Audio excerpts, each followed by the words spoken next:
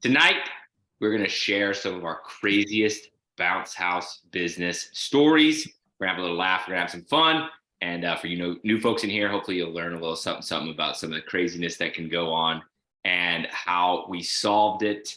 I know some of my stories are probably going to be from back when I was new, right? But you had to solve the problem. So hopefully you can learn a lot. So what's up, everybody? Welcome to the greatest business show on the internet. My name is Nick Glassett, and this is Booze and Biz, presented by Magic Jump.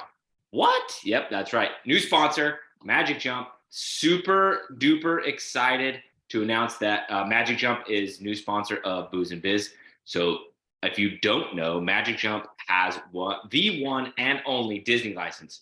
So if you want to get the Avengers obstacle course, if you want to get the Frozen combo, the Spider-Man bounce house, the Star Wars obstacle course that I have my eye on, you can only do it from Magic Jump. So go check out their stuff. It is top notch. I legitimately have, this isn't like a crazy bounce house business story, but I legitimately have 3 Magic Jump units that are all from 2008 that are in incredible condition. Now, 2 of them are bounce houses, which around here don't go out a ton, but one of them is a combo that just rents like madness. It's a dry combo.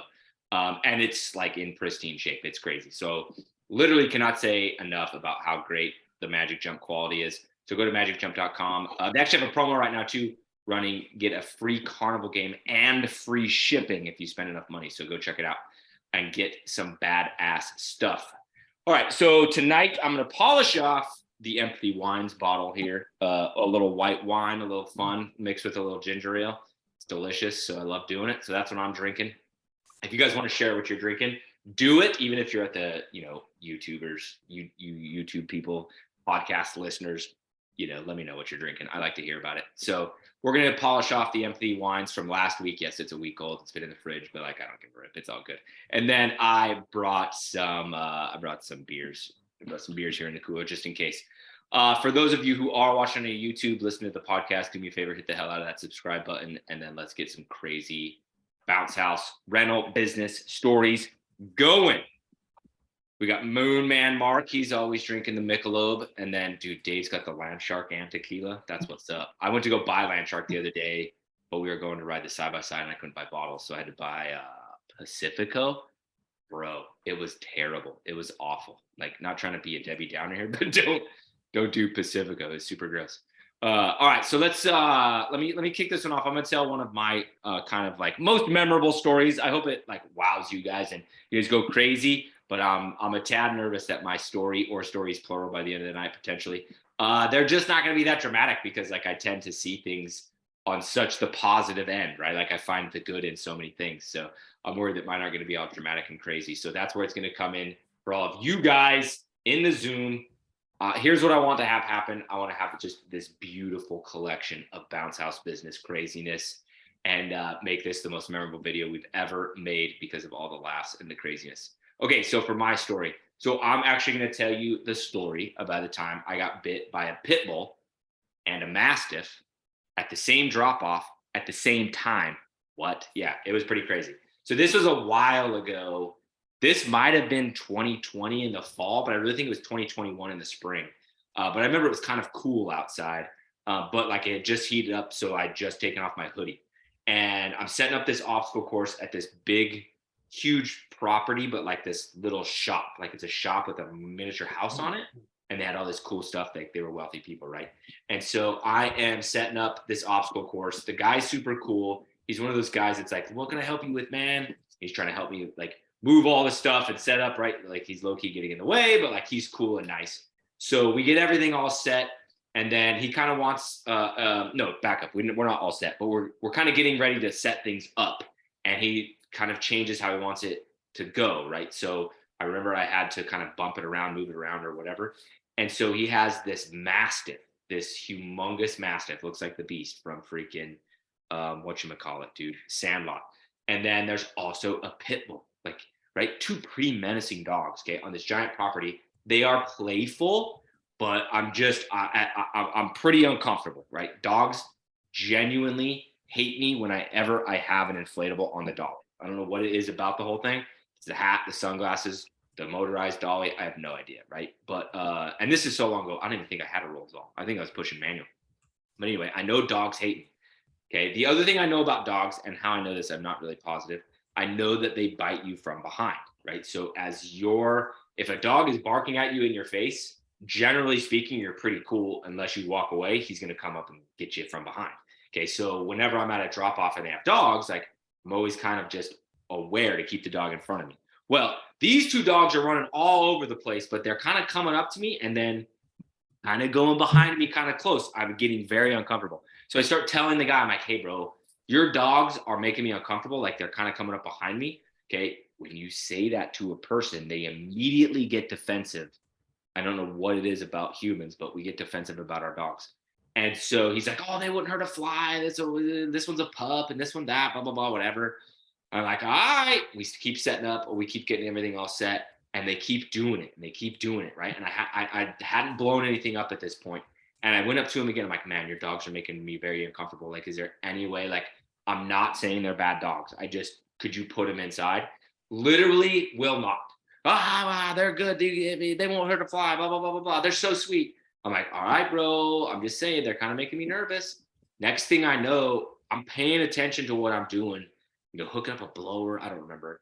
Okay. But I remember where I was standing, and the dogs had gotten behind me, and I just hadn't paid close enough attention. And I turn around, and next thing I know, the Mastiff clamps the back of my knee. Just as the Mastiff clamps the back of my knee, the pit bull bites my arm right there. Boom, right on the forearm. Okay. Now, they were kind of loose bites, right? They were like half like, who the fuck are you bites, and half playful bites, but both broke the skin. So I literally was dripping blood down the back of my leg. Okay. And had blood coming off my arm. Okay. Off my tattooed arm. Okay.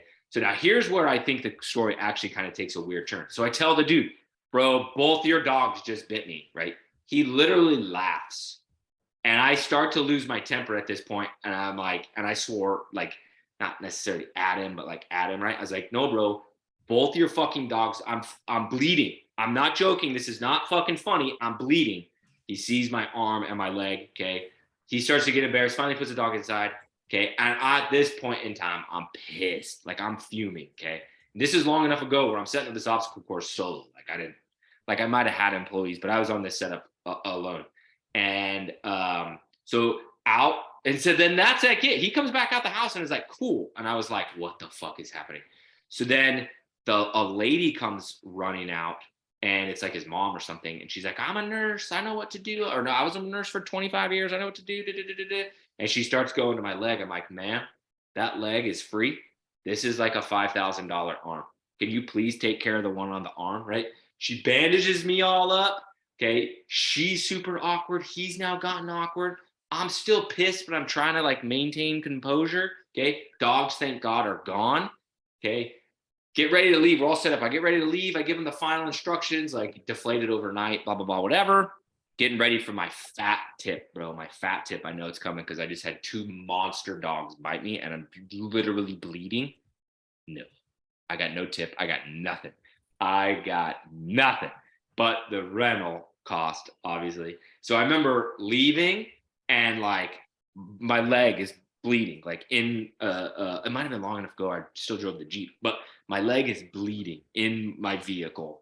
And like I remember calling my wife, and I'm like, motherfucking two dogs just bit me. So the lesson in that crazy story is, when you get to a drop off, it is absolutely best to just ask the owner to put the dog up. And then you have to reassure them, not because I think your dog is going to bite me, but because I've been bitten by other great dogs before. And I just would rather not get bitten by a dog today. And you can just have the owner put him away. So there you go. There's my crazy story, dude. Bit by two dogs, giant dogs, at one drop off. Oh, I don't know if I could top that one, but we're on 21 seasons.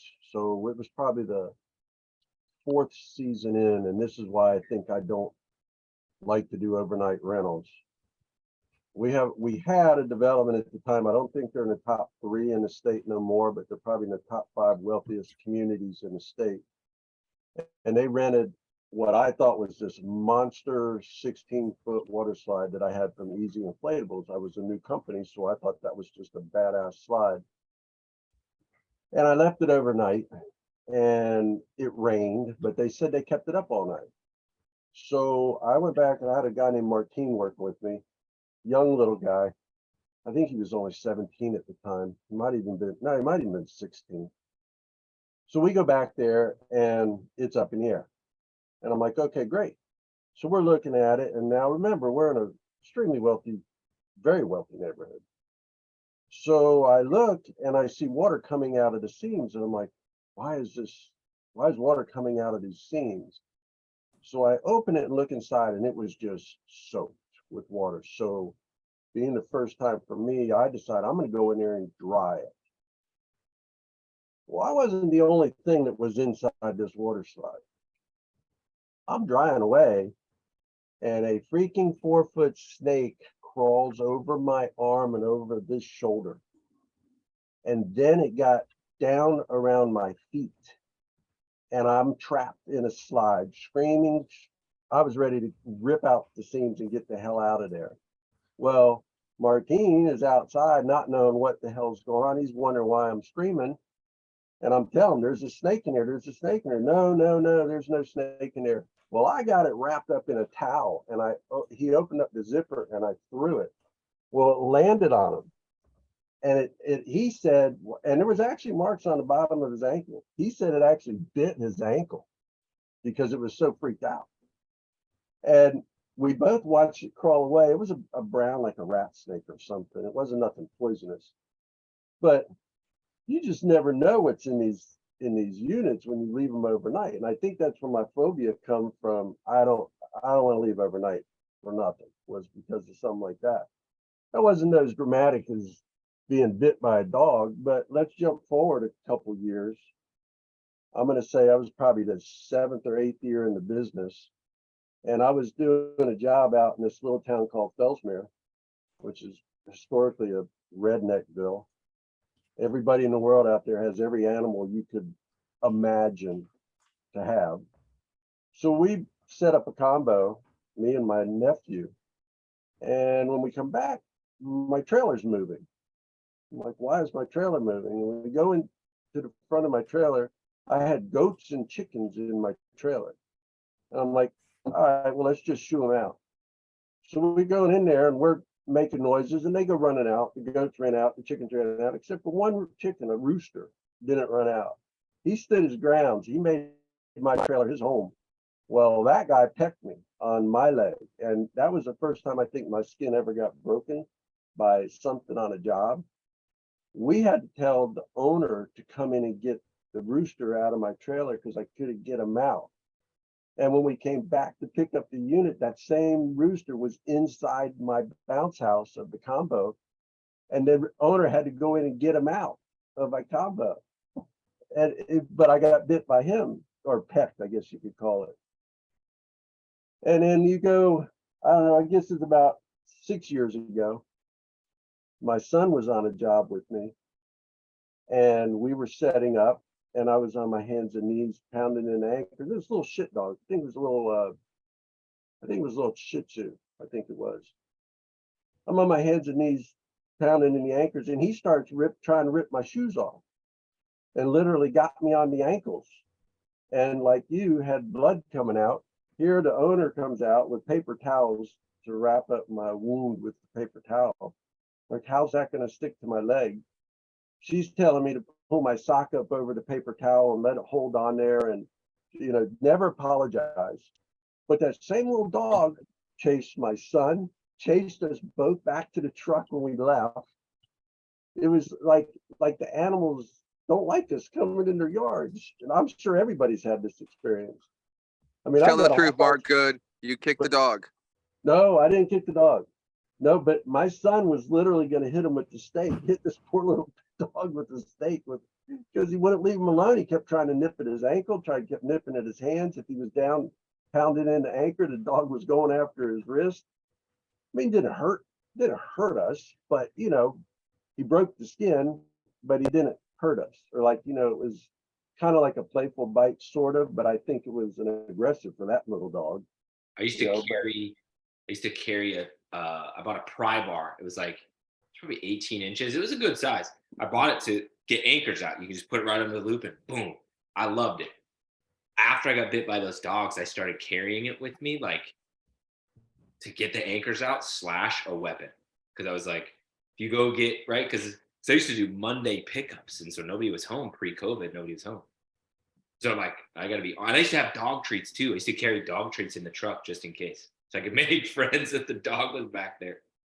probably the scariest one I ever had didn't even involve an animal or a, well, I mean, I had a drunk take a swing at me one time, but that was not really scary to me. What's scary to me is we did a setup in Malabar, Palm Bay, Malabar. That's about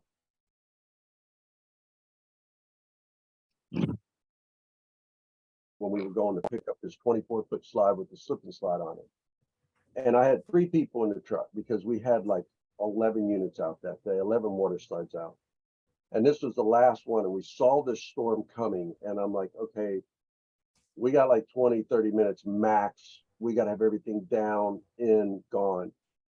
Here are all the people, they're drunk. They're up at the pavilion at the park. They're all having fun, watching us out in the rain.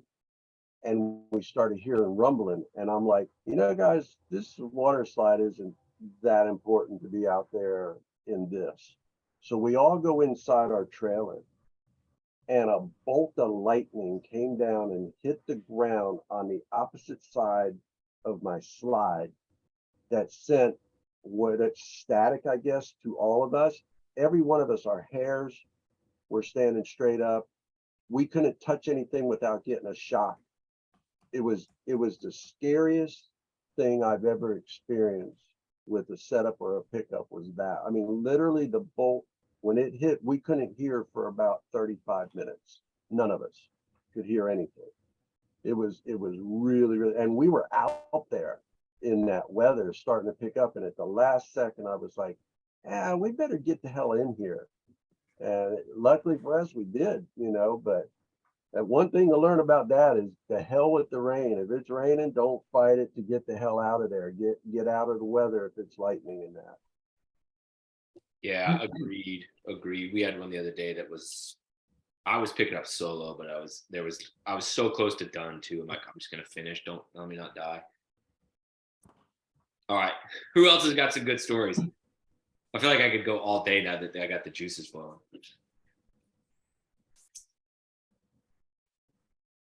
I'll be out pretty good one. It's pretty unfortunate. Go ahead, Ron. I got a couple that I've thought of, but I'll start off with one.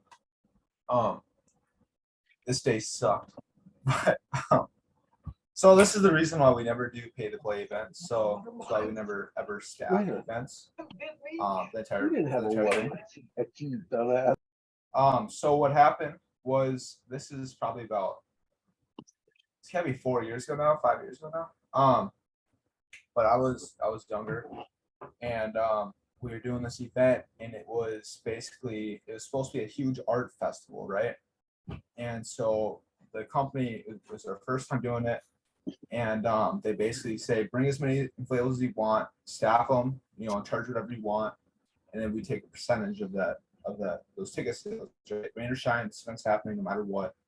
You know, and we go, okay, sounds good, you know. So, you know, we're not a huge company, so it's like we round up every person we could.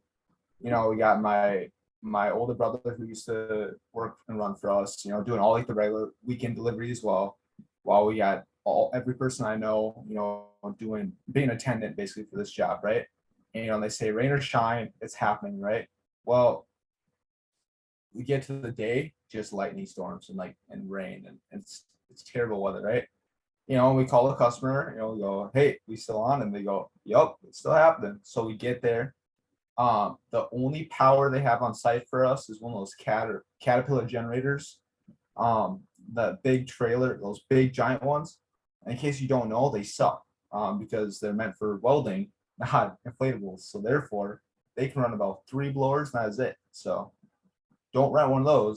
And anyways, So they had that there, and we started setting up, right? And it's like I've got like 10, 12 people there, right? All being paid hourly, helping set up, and it's just downpouring, but we're like, you know what, event's gonna happen no matter what, right? Expecting this huge turnout. So we start getting all this set up. It's like we blow all of them up so they all get wet, And as soon as we start blowing them up, they go, actually, you know what? We are gonna cancel. And so they cancel this damn event, right? And it's just we've got all, I mean, this is, we had our 18-foot box truck or 16-foot box truck, whatever it is, right? And this thing is packed full of inflatables, got the dunk tank, like it's freaking, we're loaded, right? All these people drove separately, okay? And so we're like, all right, well, we like, we went all out. Like, we got like a cash register for this event, to like collect money and like a tent and like the fence and all that crap, like all of this stuff. Like we went all out because it's based on customer expectations, we're supposed to be a really big event. So anyways, turns out cancels, right? So we load up in the truck, or load back up the box truck and everything, okay? And it's just downpouring, right? And we're probably pretty heavy. And so this truck, I left out the day before. We just got out from the mechanic shop after it sat. We basically the year before blew the engine in the truck. It sat the rest of the season, and then it went into the shop, got a new engine put in it, and then we just got back. And so on the truck, tabs were expired, and there was no insurance in the truck because we got it Saturday. So no insurance in the truck, and tabs were expired. We had left a voicemail for insurance company, but obviously they're closed over the weekend, right? So poor plan on our part, but it's like have to get the job done, right? Anyways, driving back, we're freaking heavy. Hit a clover leaf. My dad's just pissed and he's driving, going too fast, and goes directly into the instead of taking the clover leaf, goes straight into the damn ditch. And so we're in this ditch probably about 30 feet or so, and ended up having the call a tow company, got $1,000 toll bill to get us out. Ended up having two of like the little pickup truck wreckers, and then had to have a semi wrecker come out and get us two. So we had 3 tow trucks on there. And so we're like starting to make headway on this, getting this truck out. And it's like we're gonna get out, we're seeing it. As soon as we go in the damn ditch, it stops raining, the sun comes out, comes beautiful out. And then we're just getting ready, and fucking highway patrol pulls up on the side of the road.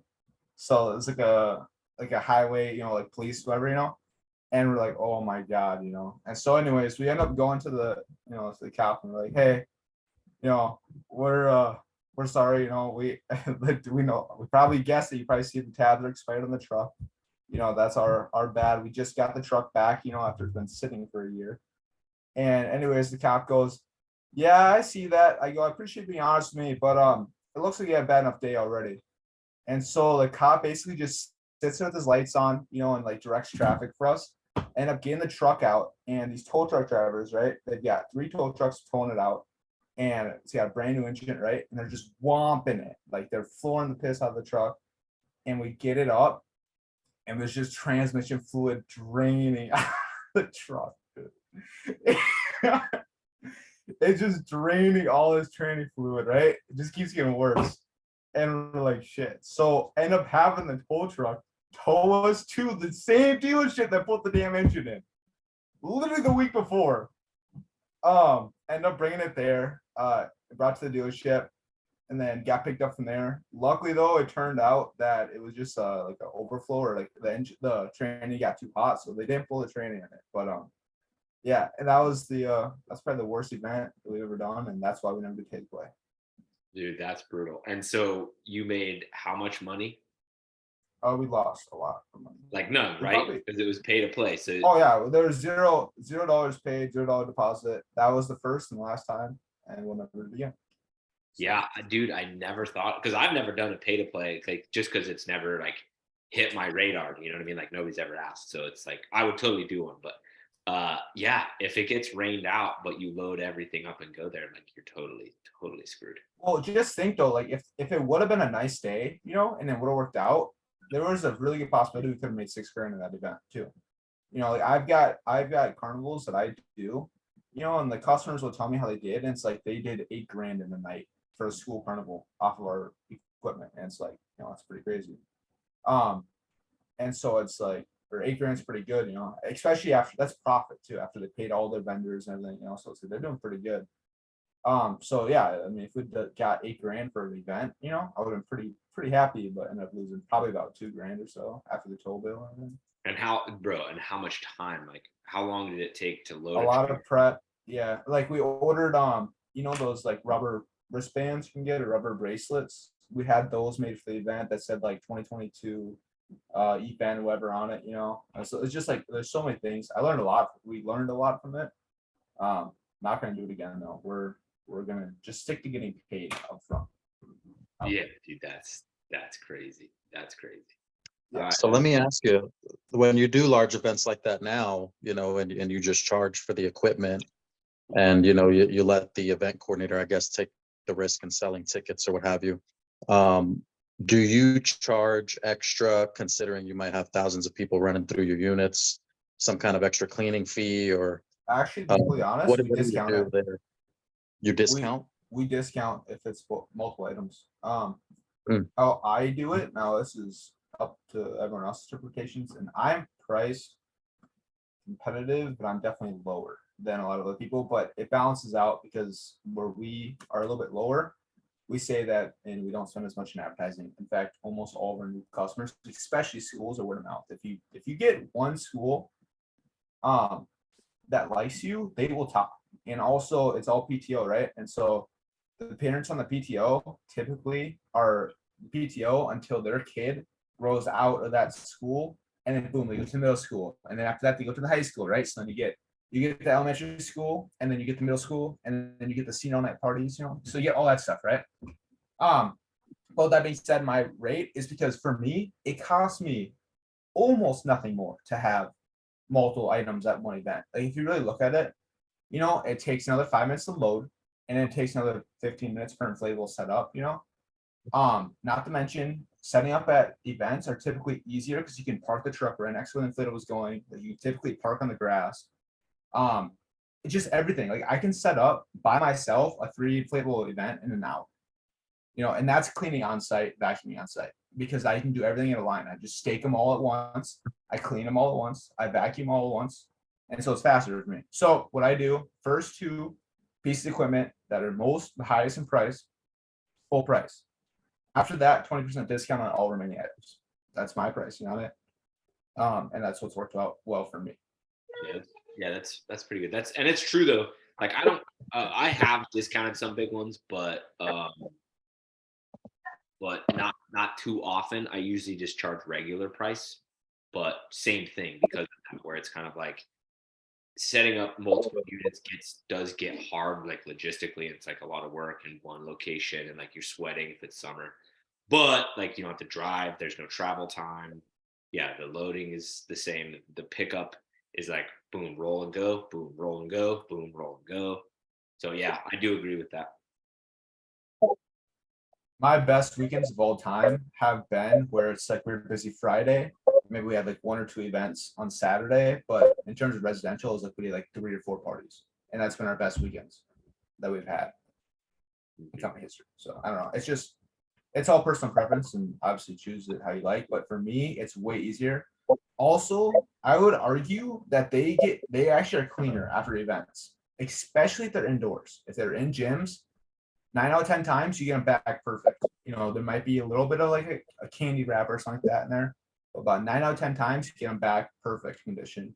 And when they're in the field, that's when they'll get grassy, but they never get really dirty. But also, I do overnight rentals typically. I'm like the guy that Nick always complains about, the weekend guy. Deliver Friday and pick up Sunday.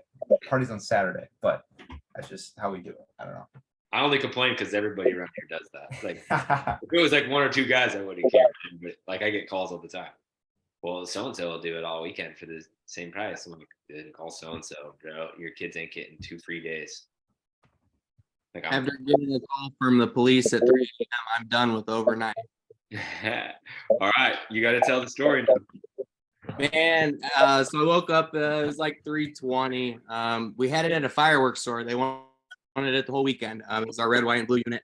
The owner called me that they saw them on their cameras. I mean, definitely some meth heads.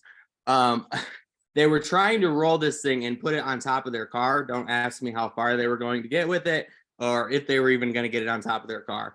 But they got arrested on site. Both are booked and still sitting in jail. So I say you just posted that. Like, oh yeah, that was yesterday morning. Damn. They did a decent job rolling it. Didn't have any straps on it, but we threw some straps on it and was out of there. You're like, So yo, where are they arrested so I can bail them out? Yeah. Yeah. Report County Jail. That's commitment right there. For real, dude. They're gonna throw it on the top of the camp. What unit did they have? It was a unit from Albert, a red, white, and blue 14 by 14. Damn, Yeah, hire them out of it. man, crack's cheap over here in Florida. After paying my guys, 200, 250 a day, whatever it is, I definitely considered giving them a call. I do have to say. That's funny. You have to put air tags in every single one of your units, dude. For cash. Yeah, we lost a lot of extension cords this weekend too. The guys got some shit for that. I got to do something with those. I just put a red zip tie on both ends. I saw that. Yeah, you did mention. Hey Nick, can you send me the link for where you got those locking extension cords? Yeah, mil spec, I think is what it's called. MILSPEC, mil spec. I have the business card of the sales guy or whatever still. It's at my office. But those are sick. They're like, Yeah, when you get a chance, shoot it to me. yeah. I'll text you tomorrow when I'm up there. They have like the ends lock into your extension cord, so that's super sick. But they'll make you any color cord you want. So I obviously chose red, right? And like a red cord, like you don't think that a red cord is like kind of rare until you go to a setup where it's like, oh fuck yeah, red cord, that's weird. But then on it, they'll print whatever you want on the cord. So I had them just print our website. So it just says it's thejumpoff.com over and over and over and over and I think our phone number on the whole entire cord. So it's like, that's your cord, dude. Nobody's gonna be pulling any funny business. Alrighty. I guess I can talk about some stories. I guess I have. Yeah, bro. Give us a good But one. I have so many. What do you guys want to hear? Well, you want to hear a funny story? You guys? I got bit by dogs. We've had 2 animal stories already. I heard some of them. Yeah, Mark had a freaking Buffalo Old Brewery. I'm trying to show you this. Oh, Buffalo. Damn it. There it is. Whatever. Non-agency. So there's a brewery like 3 doors down now.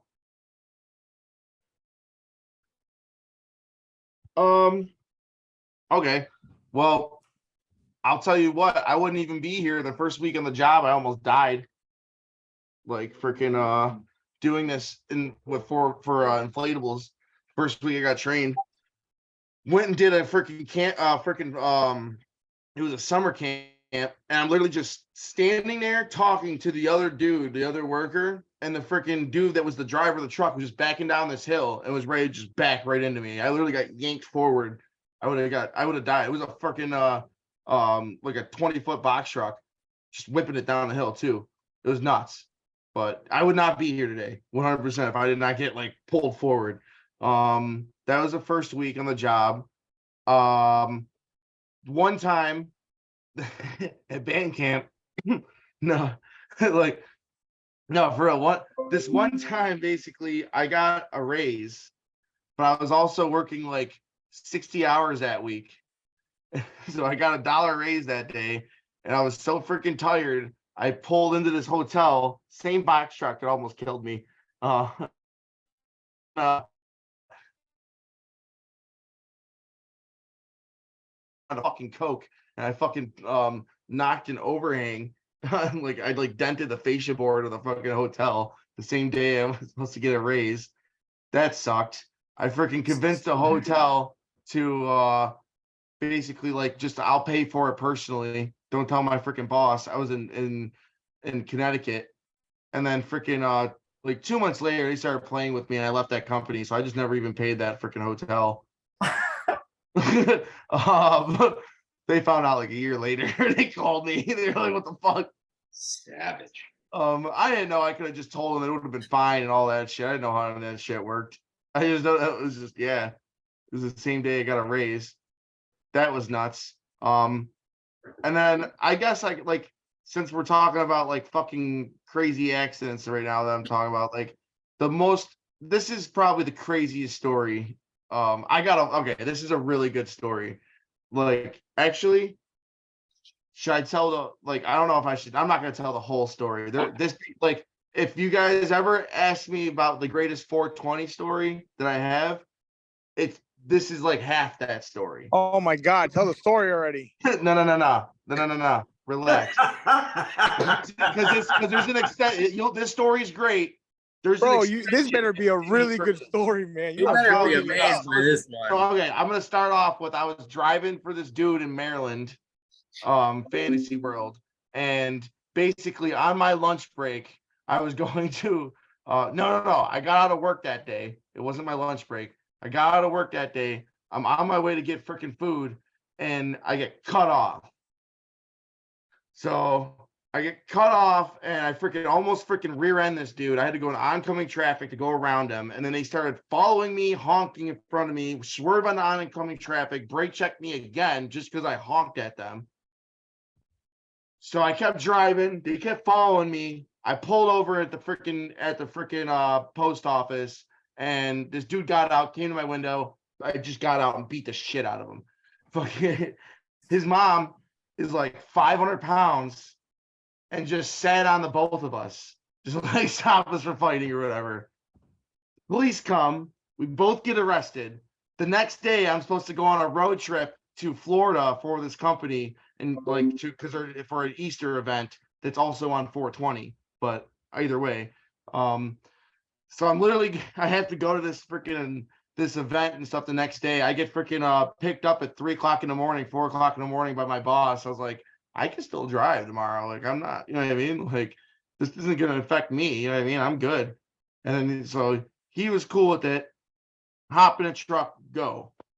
Oh, wow. I forgot. This story gets fucking really crazy. So literally we get there. Everything's fine for the drive down. Everything's fine. Except for like, you know what I mean? Haha, Justin just got out of fucking jail.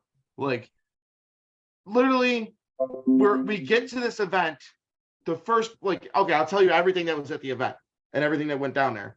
There was a rock wall, but it was in the shape of a freaking palm trees. It was an inline jump. There was leaps and bounds. There was a giant mechanical bull. That was a shark. There was these pirate ships that are basically remote controlled, so you can pirate battle. There was a giant obstacle course that was like Pirate Treasure Island, and then 9.1 times 94.11. And then a three course obstacle course. You want to mute your mic, Ryan? Oh, and then, my bad. You're good, brother. So then there was also a 3-piece Kraken. I don't know if you guys ever seen the slide Kraken. All that stuff. What it was there was literally an event in the morning and an event at the evening. We did this giant event in the morning. Everything went well. We set everything up for the event in the evening, and then immediately somebody breaks their leg on the freaking Kraken. Then it was one of the volunteers or staff members of the freaking association. So that was nuts. We freaking basically had to shut that down, do the event. We're never going to be able to go back there again. Everything was perfect except for that. That sucked. So then we drive back. And then literally this dude, not only did he basically get to sit in the truck while I drove at night the night before, he overslept that morning, gets in the truck in the morning, drives for 2 hours, almost kills me in a freaking car wreck. Like, freaking, I got pictures and video and all that stuff. Freaking of the freaking thing. It was with the truck. It was a brand new truck with the freaking rock wall in the back. It was inches away from this bridge. He literally just went right over. You know what I mean? It was absolutely insane. So then we got to ride freaking 6 deep in this other truck that would actually fit us. You know what I mean? And literally just limp back all the way to freaking Maryland. Absolutely sucked. Like, dumbest freaking trip ever. most wild trip ever. Like things were going right and things just go wrong. Started off with me getting arrested, but I didn't do shit wrong the entire time. Like everything was just, you know what I mean? It was just fluke stuff. And then this freaking idiot that almost killed us. That same dude freaking like literally stole this other dude's credit card and ran it up like 10 grand. And I found that out before I left. Like that place was just nuts, dude. I literally like my boss, like the dude from that company literally told me I didn't know what I was talking about. So I literally went home and just started my own freaking company. After he was told me he was going to give me like 80 hours and only gave me like 40 hours a week and stuff like that, less than that. So it was just absolutely crazy. And then I was living in his house. I could have stayed in Buffalo and made more money. So it sucked living in Maryland. I hate Maryland. I still have a warrant in Maryland. I got to take care of that for that same reason, by the way. But catch me if you can. Oh, I'm sending you in. You go ahead. I get stopped at least twice a year, and I get it's a 5-minute or 10-minute freaking thing. They won't extradite me over here. I just can't go to Maryland. I'm gonna knock you out and drag you over there.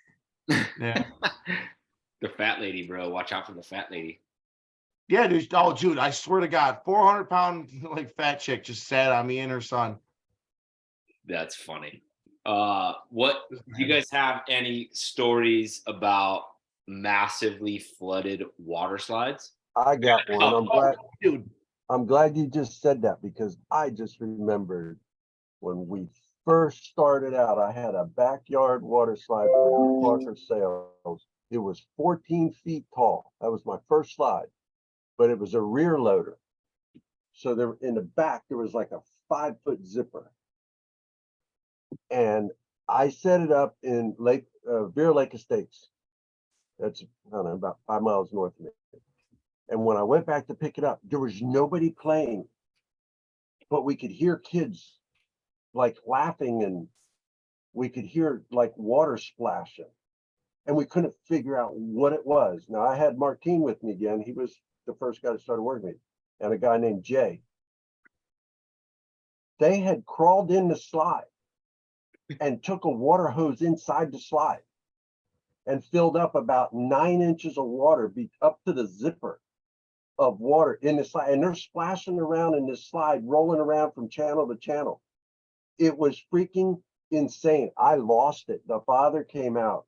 I lost it with the father. I'm like, you could have like dead children here. Are you out of your freaking mind? These kids didn't care. They were like some backwood hood boys. I'm telling you right from the start. I've never seen that in my life. I didn't know the water slides could hold that kind of water in there. It was literally 8 to 9 inches across every channel of this slide. It took us probably 2 hours to get that slide drained and rolled. And it was like 6 feet round. And it was so heavy when we put it in the trailer was like, I think the trailer tires wanted to just die. It was utterly amazing that you just said that about water inside the slide, because I just thought about that and I was going to interrupt Justin and say something. I swear I've never seen something that insanely crazy, and I think we can all get to a point where we're so mad we don't know what to say. We don't know how to handle the situation. We just get so pissed. Probably like Justin when he whacked the trailer against the hotel wall or whatever it was he just said he hit, or the box truck. I mean, you get so pissed you don't know what to say. But literally, no, I definitely knew exactly what to say. I convinced that hotel to take my information down and let me go, and trying to insurance information. There's no way you can get that much water out. You deflate it, all it's going to do is just like absorb up in every channel on the slide. So we tried holding the zipper down with the motor running to drain out as much water as possible, which we got a good amount of it out. But we still had to roll up the rest of it. We had to roll that slide up with all that freaking water in there. And I'm talking hundreds of pounds of water probably was in there. I was pissed. This is also like my first month doing inflatables and shit too. The chick who's I was working for, her cousin or nephew or whatever, it was a freaking flooded wrecking ball. and it was just heavier than shit. It was me and him, and basically all he did, like the zipper was on the other side, so the water couldn't go out. And literally is like, "Oh, this is what you do." Goes underneath the steps, takes a knife, and just fucking cuts a whole slit in it. I was like, "Oh, okay." I was like, and he's like, "Yeah, we just patch it later." I'm like, that is not what you do. I have some used inflatables. One that I can think of off the top of my head, but I think I sold that. I don't think I have it anymore. It was an obstacle course, but it had like, I mean, it was like 3 feet by 2 feet, and it was like the shape of an L. And I'm like, dude, and this is a dry unit, but I'm like, dude, there's no way that's not a freaking, because I have cut a hole in one once, because I got some crazy flood and slide stories because it rains so much here. But we were doing one. It was Ethan's first day, so this was early 2020. This might have been 2021. I have a slide like out in Baton Rouge, which is like an hour away, but like they wanted it. They paid I didn't have a super high delivery fee back then, but they paid the delivery fee. Beautiful, hot ass summer day. We get in the truck, a random, like massive storm had popped up, which happens here, where it's just like the radar's empty, and then a gnarly thunderstorm will just come out of nowhere. And so we're driving through it, and it ended up kind of moving at us. So like we drove through it, but it had hit the slide like minutes before we got there. And it was on a slope a little bit, like not bad, but like just a slope like this. And where that whole edge has no vents, no Velcro, no zippers, no anything. Luckily, if any of you guys have seen the pictures of like our old meetings, Ethan was the guy with biceps like this big. If it weren't for that, I do not think we would have got that on the slide or on the trailer. It took me and him, like, I'm a little dude, but I know all the technique because I'm such a little guy. Like, you have to use technique, right? And then he's literally the most muscly person I've ever met in my entire life. It was his first day, but it took us like an hour and a half. And the slide was in the front yard. So like the trailer was like this far away from the slide. And it still took like an hour and a half because, and I did. And I'm like, it's Ethan's first day, but I take out my knife and literally like, this is stupid, dude. And on the bottom, just went whoop and opened up a little spot. And it was just like a faucet coming out of there for 10 minutes, 8 minutes. That was the most stupid thing ever. That's the first time we had one. We had one picked up Tuesday or Sunday. We do a daycare every Friday on a combo, and I forgot about it. Really, we dropped it off like I think Thursday afternoon. Let them play on all day Friday. Went Sunday to pick it up. Yeah, I don't have a shirt on. Whatever. Went to go pick it up Sunday. And we get there and we run off a generator because their plugins the building's a shithole. Like they won't support it. And they run the generator we have out of fuel. Like they just leave it on, run out of fuel. We get there, the dumbasses left the water hose on literally since Friday morning. I mean, it was, I don't even know how we got it rolled, but it took 3 of us, like grown ass men. It was crazy though. It was a combo? Yeah, it was a jump orange combo, and it was slightly downhill. So like it was just we just rolled it and went. Yeah, it's all at one end. Best we could, just get it on the trailer. But I think flooded slides are pretty common. I mean, we leave ours out over the weekend, get rained on, just deal with it. We have a winch. Some people don't believe in them. They're great tools. That's a shot at me. It's not that I don't believe it, but just like it's just like a lot to do. It's too much. It's just too much for me to do.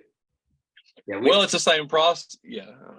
Yeah. We used to have, so I used to do Friday to Sunday. No. I did Friday to Monday. Back when we first started. So in the summertime here, the amount of rain, like I'm from Utah where it rains like 2 inches a year. And here it'll rain 2 inches in an hour, like on a Tuesday when it was sunny when I woke up. So like the amount of rain here still just astonishes me. And so you can have, a unit that's out all weekend get hit by freaking 3-4 rainstorms. And back then I did it all alone too. So if you guys go to this is why I still get these questions. Not a lot because it's not like a popular video, but I have a video where I have like a non-submersible pump and I'm pumping water out. And then I used to always travel with the shop vac, so I could shop vac water out of units because they would just get so flooded.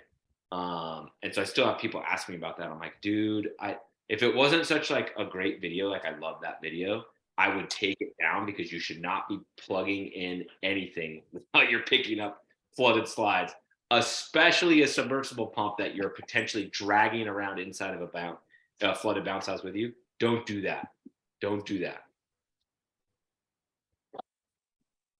I actually got a battery powered, not shop vac, but a sump pump that I carry around with us, and it's The Milwaukee. I got the Have you seen Ryoka. the stick ones? Yeah, The yeah, Milwaukee yeah. got the stick ones. Yeah, the They're Ryoka cool. one I have is a stick one. It's working out great so far. So kind of along the same lines, that dual lane slide that I showed I set up at the prison. It got when we went to pick it up, they had deflated it, right? They couldn't leave it up without whatever. It got completely soaked and it was going out the next day. So we were flipping it, take it over to the next person's house. Now it was already waterlogged, so it was like completely full. Take it over to the next person's house. They leave the damn water on. So it's me and my, at the time, 15-year-old son who weighs about 110 pounds soaking wet, trying to lift this thing. Oh man, we had the hardest time of our life. And that's what made me want to go out and buy that damn that stick sump pump or whatever. So I don't know. It worked itself out, but Yeah, in my opinion, like my opinion has shifted greatly on flooded slides. So like in the early days when it was like I was trying to do as much as I could alone because I was trying to save on payroll because the company was brand new and just scaling. We weren't very busy. I traveled with all that stuff because you get to a pickup and it's just like, oh my God, you're screwed. Let me get this water out. As I got better and better at the business and just kind of more acclimated, or like, you go to a flooded slide and your life ends, but then like a week later you have one that's more flooded and one that's more flooded and one that's more flooded. Like you kind of get desensitized to where you just kind of roll through them. But I'd always still have that stuff in the truck because if you're alone, like I said, you're screwed. Then what now, fast forward to now, where if during water slide season, there's two guys in the truck at all times, no matter what, to where now I'm like, we don't travel with anything but rolling straps because with two guys, you can just plow through the flooded slide and just, if you do it right, you can plow through and get so much of that water out. I made kind of like an impromptu, it's kind of a shitty video. I think it's only on TikTok too. But we had a flooded slide. Travis and I had a flooded slide. And he was like, oh God. I'm like, no, bro, check this out. So I recorded as much of it as I could, but we ended up getting so much of the water out of the slide that it was an 18-foot single lane. So it wasn't crazy, but it was like you go to lift it on the dolly and it was like normal. Like you just get better at it. So like having all that stuff, Derek, I highly suggest in the early days though, because it just helps you. We don't even try to get the water out at this point. I just say they'll sit on the rack long enough to drain the water out, or the next one. Because we have our number one renter it's flooded every time it gets set out. It don't matter. Every time. Just terrible design is all it is. So yeah, it's probably not heat sealed. I have sold water slides for that freaking reason. I mean, when they're making that much money, I mean, it's like, it sucks. But the thing about it is, find something similar. What it is I'll tell you exactly what it's got. The inflated pool, not the splash pad, the inflated pool with the Velcro that goes over top of the inflated pool. So what happens is they fill that thing completely up with water, and it's also the same one that'll like V up on me if it's on a slot downhill. Yeah, the Velcro's low, so the water gets up in it, right? When they deflate it, the water goes back on the slide part, and it's going in the Velcro, so it gets between the Velcro and the inflated pool section. My opinion. This is what I do, and this is what you should do. Does it got a zipper in the front? Yeah. Leave the blower running, and you're not supposed to do it that often, but just fucking pull that zipper, all the water, let it leave enough air in the front of the slide that the water will come out the pool. But it won't, because what I'm telling you, there's the inflated pool section. Don't go to that zipper. It's above, like the air in the inflated portion will, but it's between the liner and the inflated portion, which they're like, it's just, does that make sense? Like there's no air between the It's liner. a separate portion. Yeah, there's no air between the I know what you're liner talking and the inflated pool. So that So I like the ones that they have fucking holes there, dude. So the water. Yeah, can't this go one. in. I think this those are one. fucking sick. You could even put a slit there. It probably wouldn't matter if it's not if there's Yeah. no air there. You could probably make your own flap there, so you can just drain it. If there's no air in that, you're saying there's no air in that section, right? No, it doesn't. Well, Yeah. well, every now and then too. I don't know why. Like this is weird, but there must be air coming through somewhere, because like the liner, it's one of those that'll like bubble up for like crazy. Yeah, So it's just. I hate pools, but like down south, you know what I mean. I get it. Yeah, we got it. I hate pools too. I hate pools. Everybody asks me for pools. I'm like, look, it will be so much less of a mess if you just if you use this one. But I started carrying a pool net around, a skimmer net, and it helps like so much better to get all like the dirt and stuff out. So Yeah, that's interesting. Yeah, it helps. I figured out what inflates the pool line. Well, I mean, I'm not like trying to say like I decoded the matrix here, but we had a brand spanking new, big and bright slide, and the guys called me, and the liner's inflating. We're like, what the fuck? I talked to Matt about it. He was clueless. He was like, we can get a repair guy. I'm like, no, bro, like we'll troubleshoot. So then I was running a route 2 weekends ago on a Saturday. We set up one of our EZ slides that I've not forever, but I've had since 2020, set it up a billion times. I go over to the shed where the water is to go like test the water hose and turn around, and dude, it's freaking inflating. I'm like, this is not normal for this slide. Like I've set this thing up so many times. 15-foot Blue Crush from EZ. And so I'm like, and I'm with a brand spanking new. I just responded to that. I didn't think it was. What? What? So I'm starting messing with the slide, and it turns out there's those, for whatever reason, EZ puts like flaps. I'll go fucking find For it. the pool, but under the slide, there's flaps like Mark, you're unmuted. Mark, mute yourself. Yeah, and so the Velcro was like not flat, right? It was cracked like that and blowing air underneath the pool liner. And I was like, oh, dude. Yeah, I started sending messages to manufacturers that I know. I'm like, sew that flap on the pool side. So if the pool is over here, sew it here so it can't ever leak air at the pool liner, no matter what, dude. I thought that was a good idea. Yeah, we had someone pull our logos off our slide the other day. Like on each side, it's Velcroed on. And I was like, what was Velcroed there? And someone like took them off. Never seen them again. I mean, there's no telling where it happened, but that's crazy. I was like, damn. They set up at the next door neighbor's house and jumped the fence. Yeah, probably. The enemy. Yeah. All right, someone else got to have some. I want to hear some warehouse stories. I'm moving into a new place. No, seriously. I got a freaking moving into a new place. I got about 4,000 square feet and some office and big office and a nice big freaking storefront too, kind of. And then I have a giant parking lot, and it's like way bigger than the lot I already have to blow up inflatables into.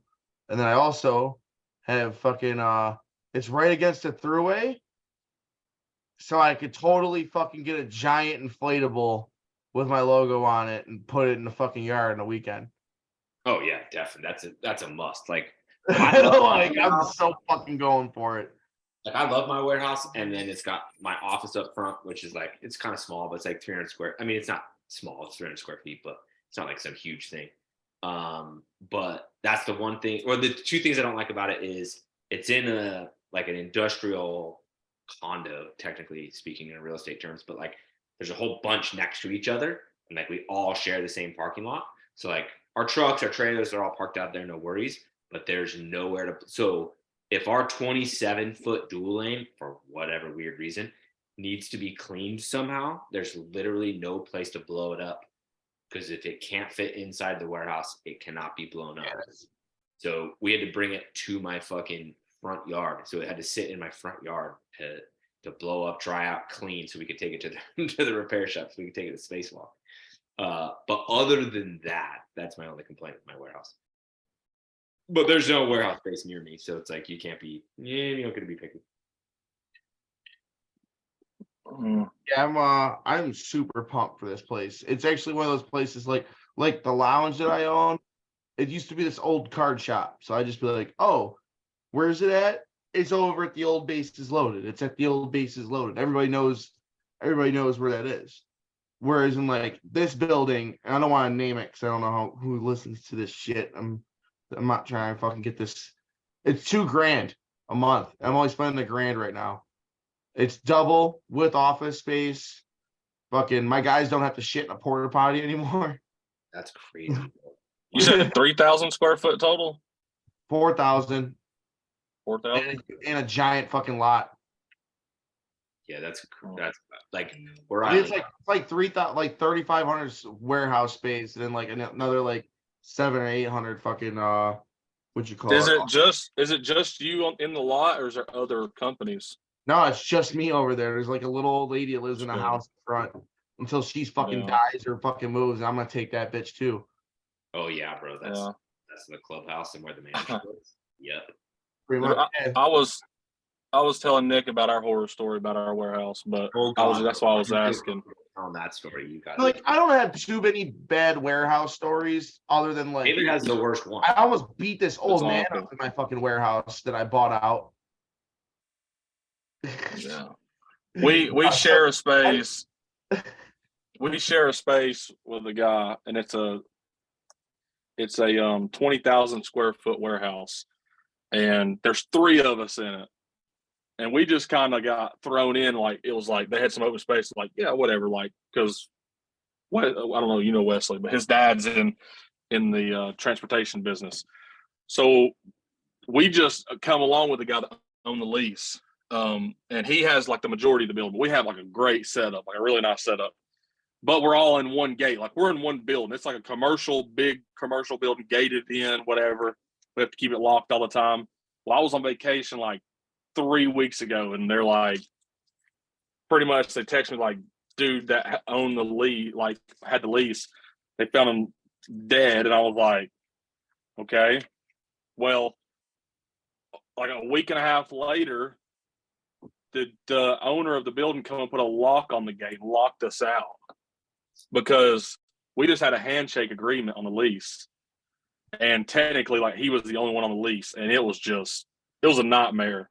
Like we didn't know we were gonna be able to. It was right on a Thursday. They locked it out. They're like, "Well, we have to have them sign off for you to be able to get back in." Yeah, And what it was ended up just a happening? nightmare. That's because that's where I left off in the story. Actually, what happened that Sunday? I told the guy too, because he was like, "Look, I'll meet you over there, but I live 45 minutes away, so give me a heads up." Well, I said, "Look, if we get a last minute booking on the weekend, which happens all the time, and I know this is the weekend it'll happen, like I'm gonna have to you have to let me in." Sure enough, on Sunday we had 3 last minute bookings. 2 of them I had them talked into whatever we had on the trailer picking up. One of them was like at the warehouse, and I was like, "Look, guy, like I need to get in." He was like, "I'm 45 minutes away, and I'm struck out on someone letting you in." And I was like, "Did you get the sign off?" And he was like, "Yeah." And I'm like, "Give me the fucking combination, like let me get in." And he was like, "Whatever." I'm like, "Dude, if I gotta buy you a new lock so you can get a new combination, like whatever." But Right? it's just we're in it for now, but I don't, like I said, we'll probably have to move, which sucks because we put up 20-foot racks. I mean, we've done dude. everything's there. The new warehouse. Oh, I gotta get probably rid of most of my pallet racking. Yeah. Everything. There's a second floor, so everything, all the shit that I have like up on the racks can now go on the second floor and be chest or on the ground, chest higher on the ground. You can't even go too high in it. I can in most of it. So like Yeah.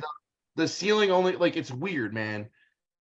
it's it kind of like you go in and it's like an open bay, but then there's like Yeah.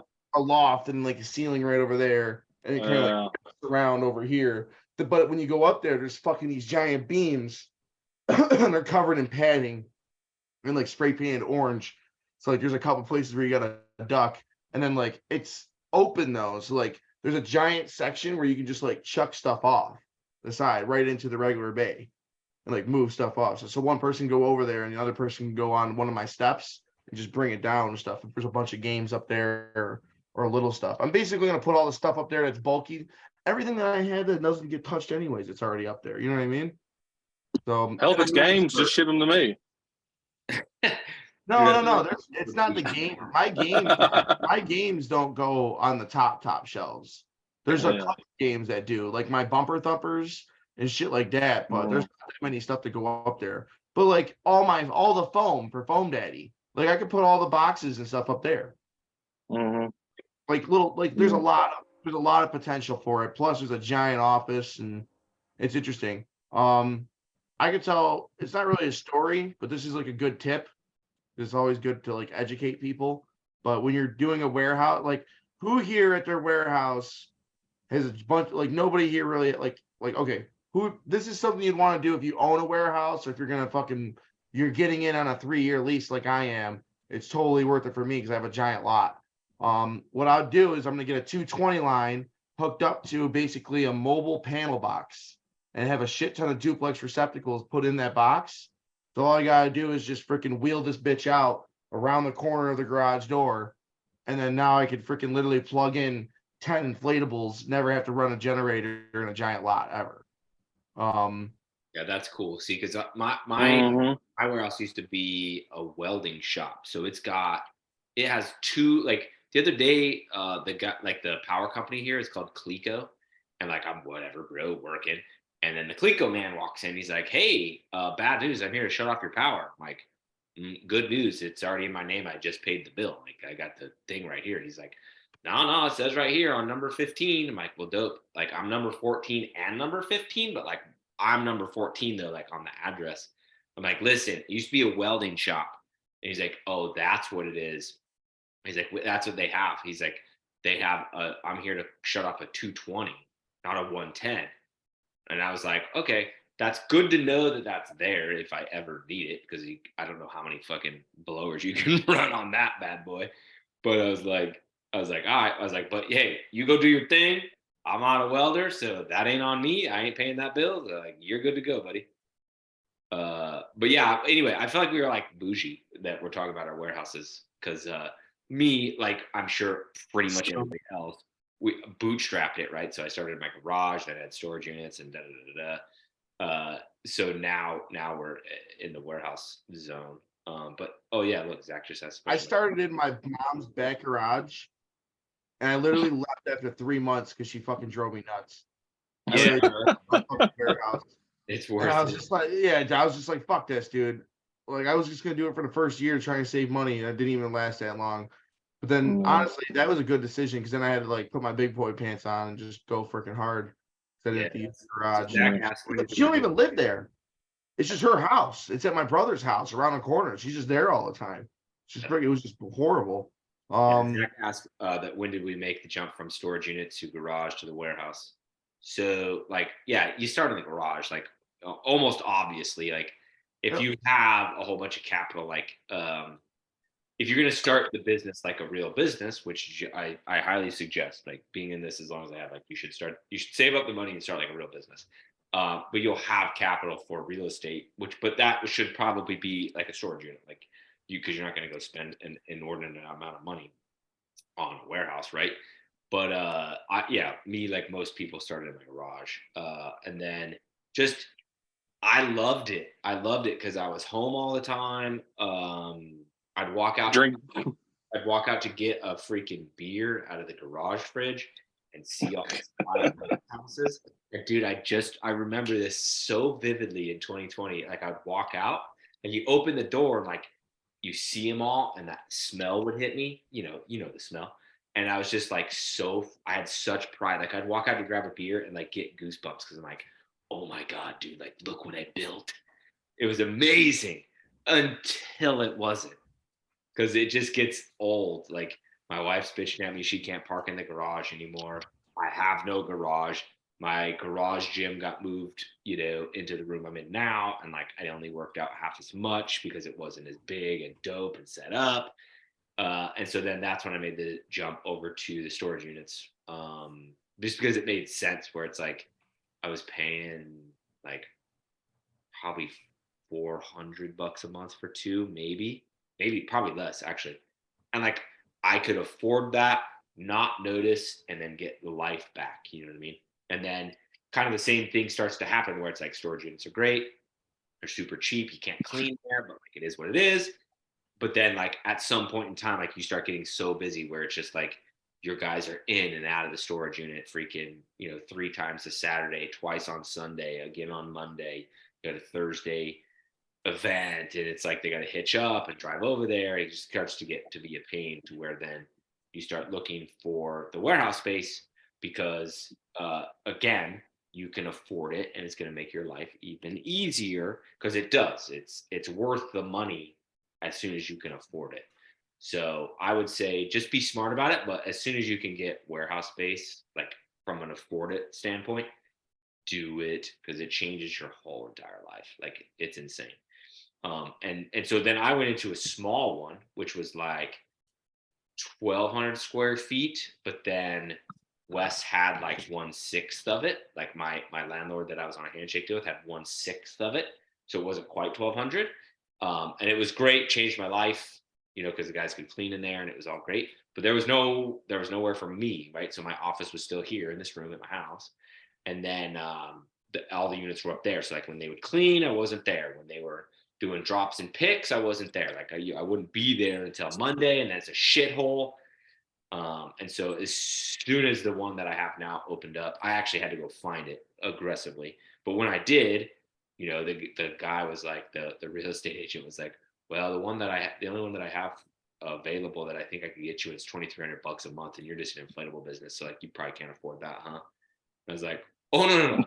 Not only can I afford it, but if it's available and you can meet me there in an hour, I'll fucking shake your hand and write you a check right now. He was like, oh damn, really? Like, yeah, let's fucking go. I'll meet you there. And then that's where we are now. And so I'm hoping I can buy it from Frank, because Frank is a businessman. He's a pretty legit entrepreneur. He owns multiple things. He's got his hands in a whole bunch of stuff, but still operates a very successful landscape business full time. And so I know it is. I've asked, and he's a very honest dude, so I know what his profit margin is on me paying this. Plus, he's gonna have to fix shit when it breaks. So I'm hoping in a year or two, I can just freaking buy it from him and then just own it and be done. That's Yeah, next. I'm not even moved in this freaking place yet. I'm thinking about buying it. It has that much potential. Yeah, if you can make it happen you got to find one that's available that's good, and you got to have the capital. But if you can make it happen, it's just like duh. It's a dumb move.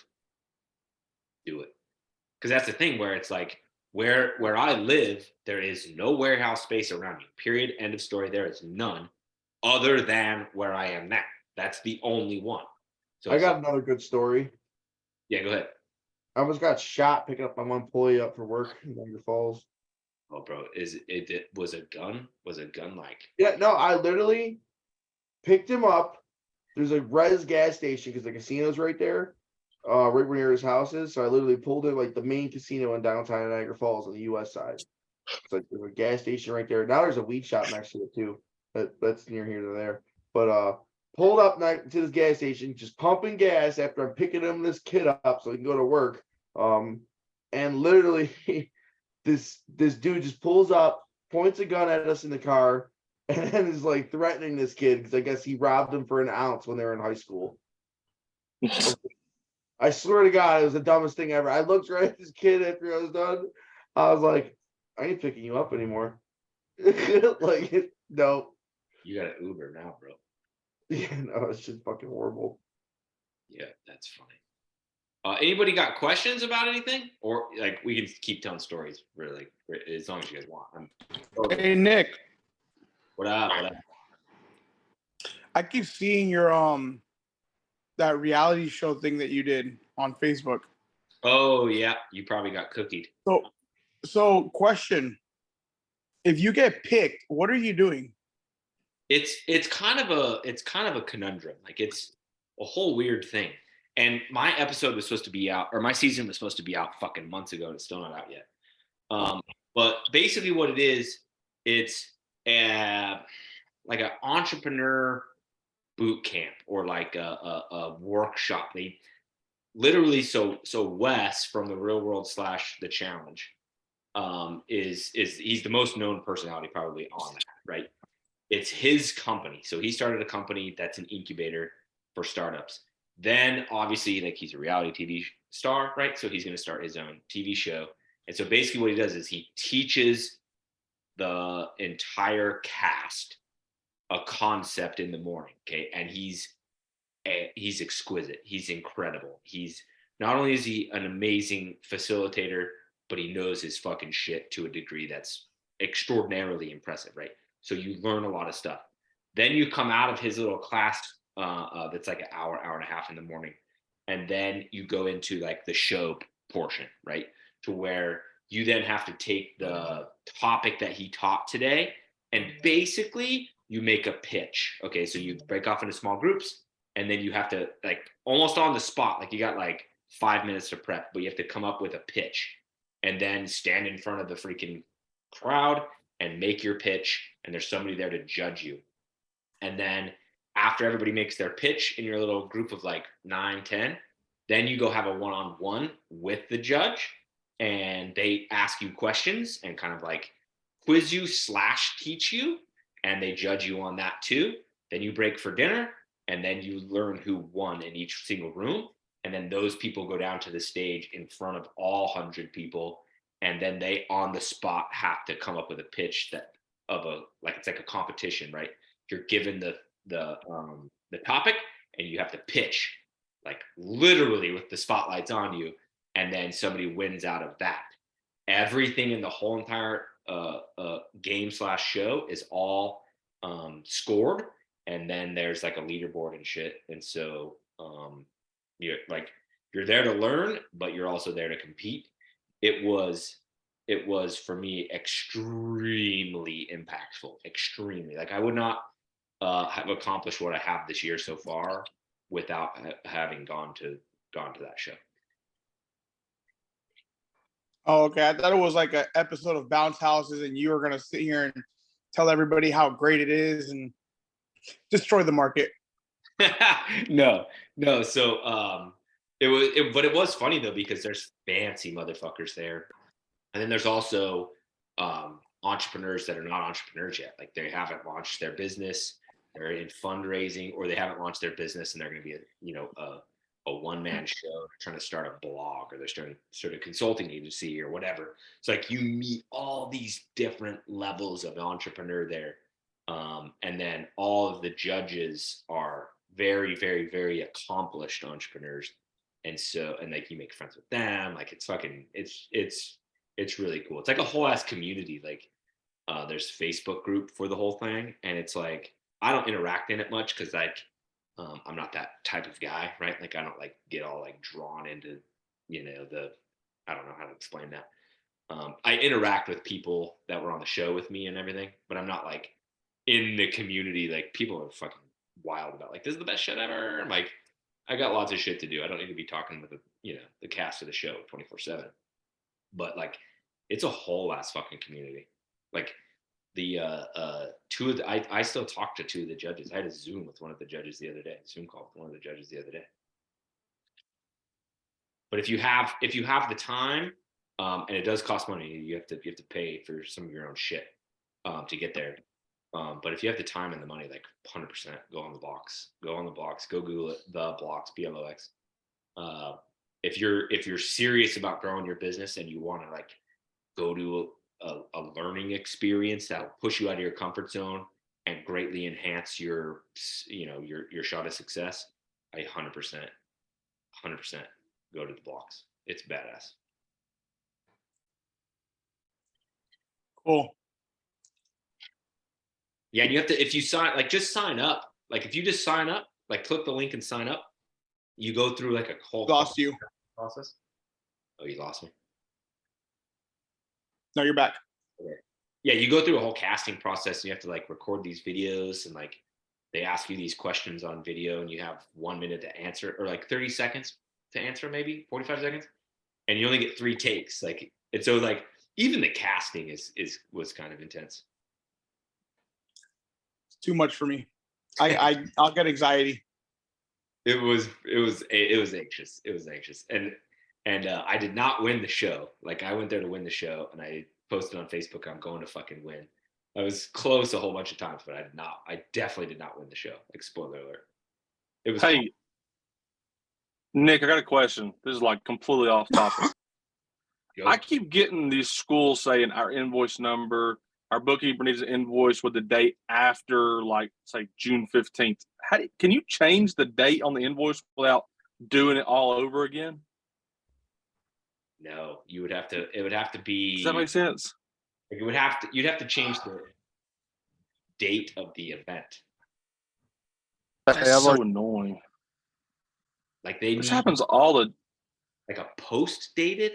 Like, I don't. What? Yeah. You got to go back in and just resubmit down there at like midways through. When you click on, shit, how did I do it? It's annoying because it keeps happening to me. No, it says contract signed or contracted event, and you can click on the Mhm. date, and then double click the date that they need it on, and then hit save, and it updates it on the invoice. Oh shit. All right, good. You go do it then, because I can't. It's every time. Already sure. Oh, okay. Well, I sent her one too. Okay. And then is Justin still here? Yeah. Yes. Justin, message me after the meeting. I need a phone. You need phone? Yeah, you still like sell it, right? A solution? Yeah. Yeah, I need some bad. Wesley wasted all of it. You want a whole pallet, you said? No, the whole. No, hell no. I thought I about don't it. go. I don't you go really through think that money- much. Dude, I'd be going. I need a pallet for myself nowadays. No, we don't go through it like that much. Dude, it's crazy. Oh my god. We actually go through like in an hour. I'll go through 3 gallons. I know that's not normal, but Wait, that's what I was gonna ask. So we had our first event 2 weekends ago, and we're shooting film, right? And I did the math. I redid the math. Like, I knew all the fucking formulas for the figure out how much you need. And we're going through it. And I have a 30-gallon barrel, not a 50-gallon barrel, right? So I'm like, cool, we'll just fill it twice. Like, we'll use a little extra, solution, but no big deal. Dude, the amount of fill it up and put the gel back. Like, I had the gel pre-mixed in the 5 gallon. I was like, okay, like, that used way more. You're an amazing daughter. Out for love. so we take Freddie mute. We take the gel, which is a pain to get out of the plastic bag. I wish they'd come up with something better. It's such a pain to get out. Put some rubber gloves on. Listen, put some rubber gloves on and cut the bag open. Yeah. Don't try to It's squeeze it so out. annoying. Yeah. Put the bag open from the bottom, dump 5 Yeah. bags in a 5-gallon and a 35 or a 45-gallon tote, and then put a milk crate on the bottom of it, and then put the sump pump on it. Take a fucking hose, stick it in a barrel, and it'll literally mix it within 3 hours. You can use cold water too. Okay, explain to me this. This is what confuses me. I'll pour that into a 5-gallon bucket to mix it for 5 gallons. I'll try to slowly put water in it to get it mixed good. I only end up, like, once it settles, it's only halfway full. Like, what's the best way to mix? Hot water. We use scalding hot water out of the bathtub, and it's still it gets real white foamy. You want to let it sit for a second too. I always let it sit for a little bit before I start mixing. Yeah. But Really? honestly, I won't even mix foam like that anymore. I will literally dump a bunch of those in a fucking trash can, and literally just freaking dump it in there and just go for it, dude. It's called the Lazy Man Mixing Station. It's And then you like pump it in a gallon jugs. yeah, it's in the user group. Hold on, my manager's calling me.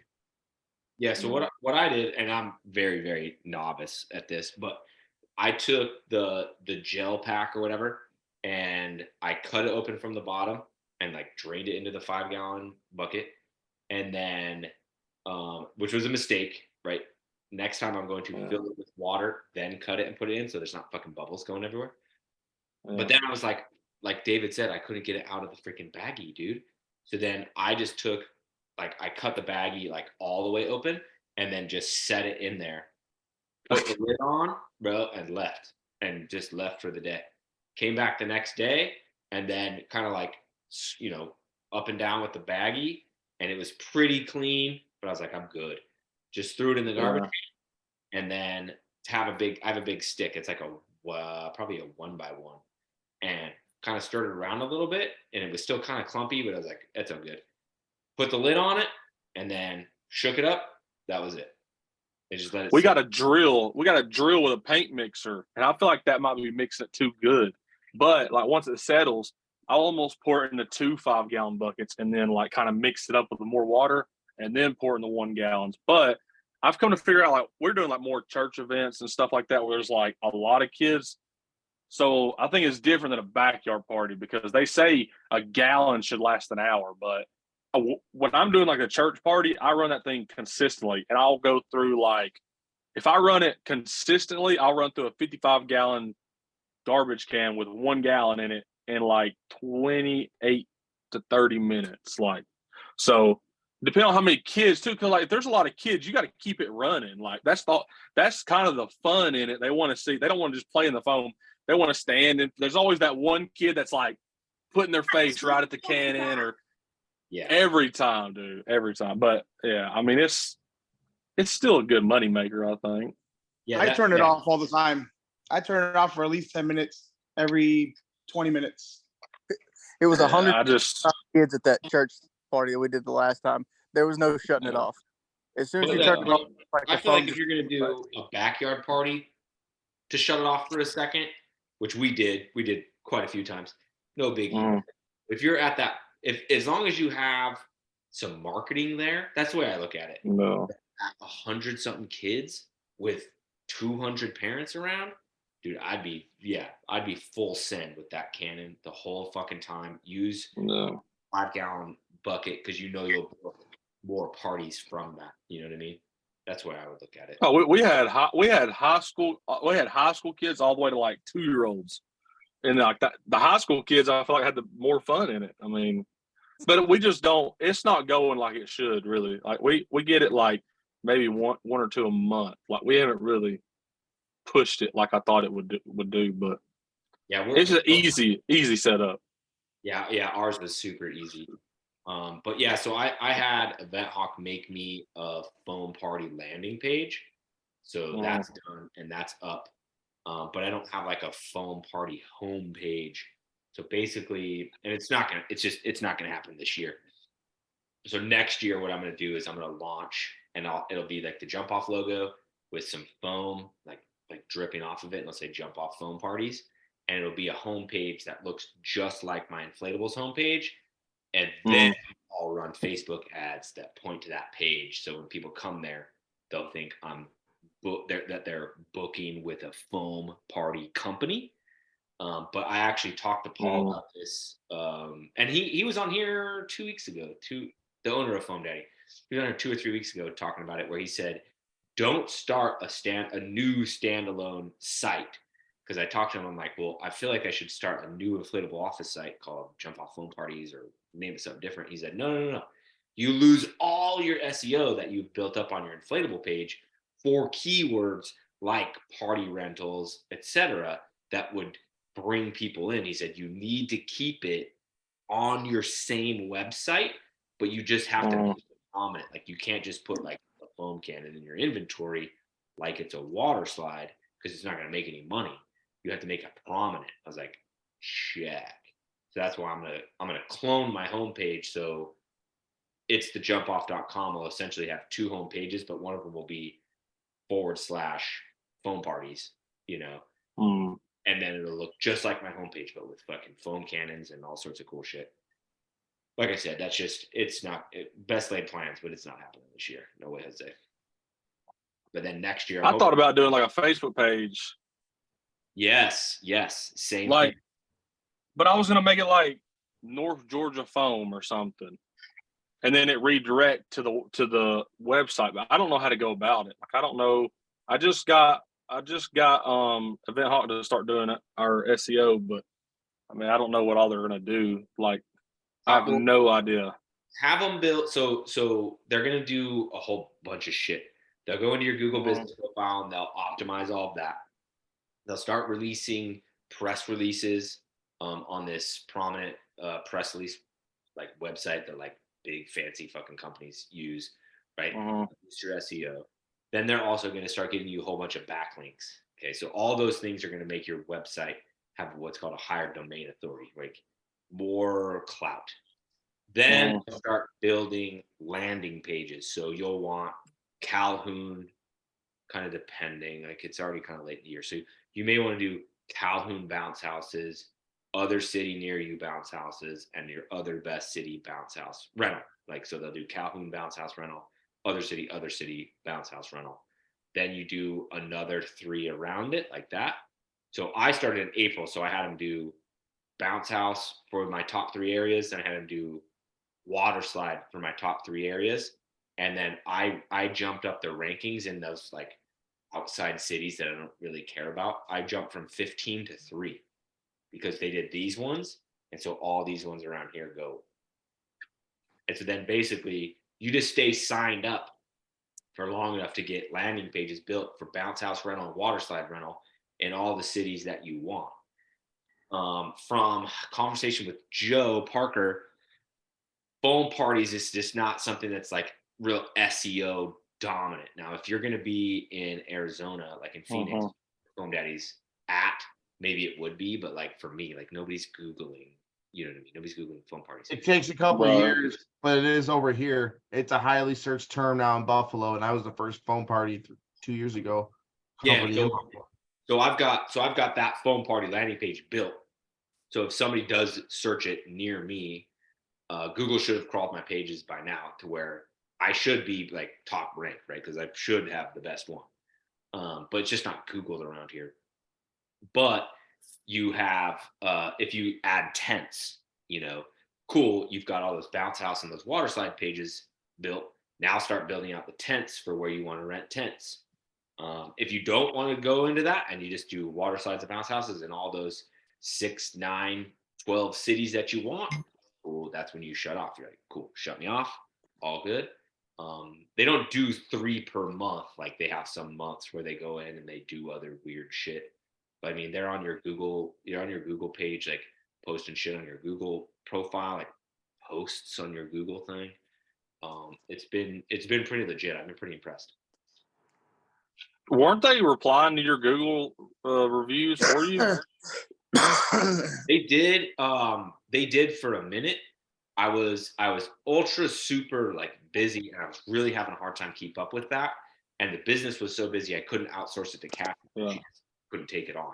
I talked to her about it, and so they were like not super, not on top. There were days like they weren't there to do it in a certain amount of time. They would just go in the profile and see some have been replied to and reply to a couple.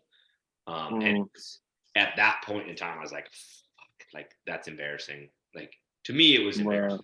So I've been on, dude. I've been replying within the day. I do on Mondays. Yeah, I know the email is going to send to them. They typically respond probably midday. Go do the review on Mondays, maybe Tuesday. I'm looking for them. Like it'll pop up, and I'm like, all right, go reply. So I'm on it now. But yeah, we're almost at 100 too. So I'm at 199. Yeah, that's crazy. We have one 4-star and the rest 5. Same, bro. Same. And it was my fault too. The 4-star was my fault. Like I take full accountability for it. Actually, we might have 2. We have 2 4-stars, I think. I've got all 5 stars except for I bought an inflatable from an auction, and the dude gave me the wrong one from his business over. It was in Des Moines, Iowa, so like a 4-hour drive for me. And I drove all the way back, gave me the wrong one, and the dude wanted it back. And so I go, yeah, man, come get it. So he comes out to get it.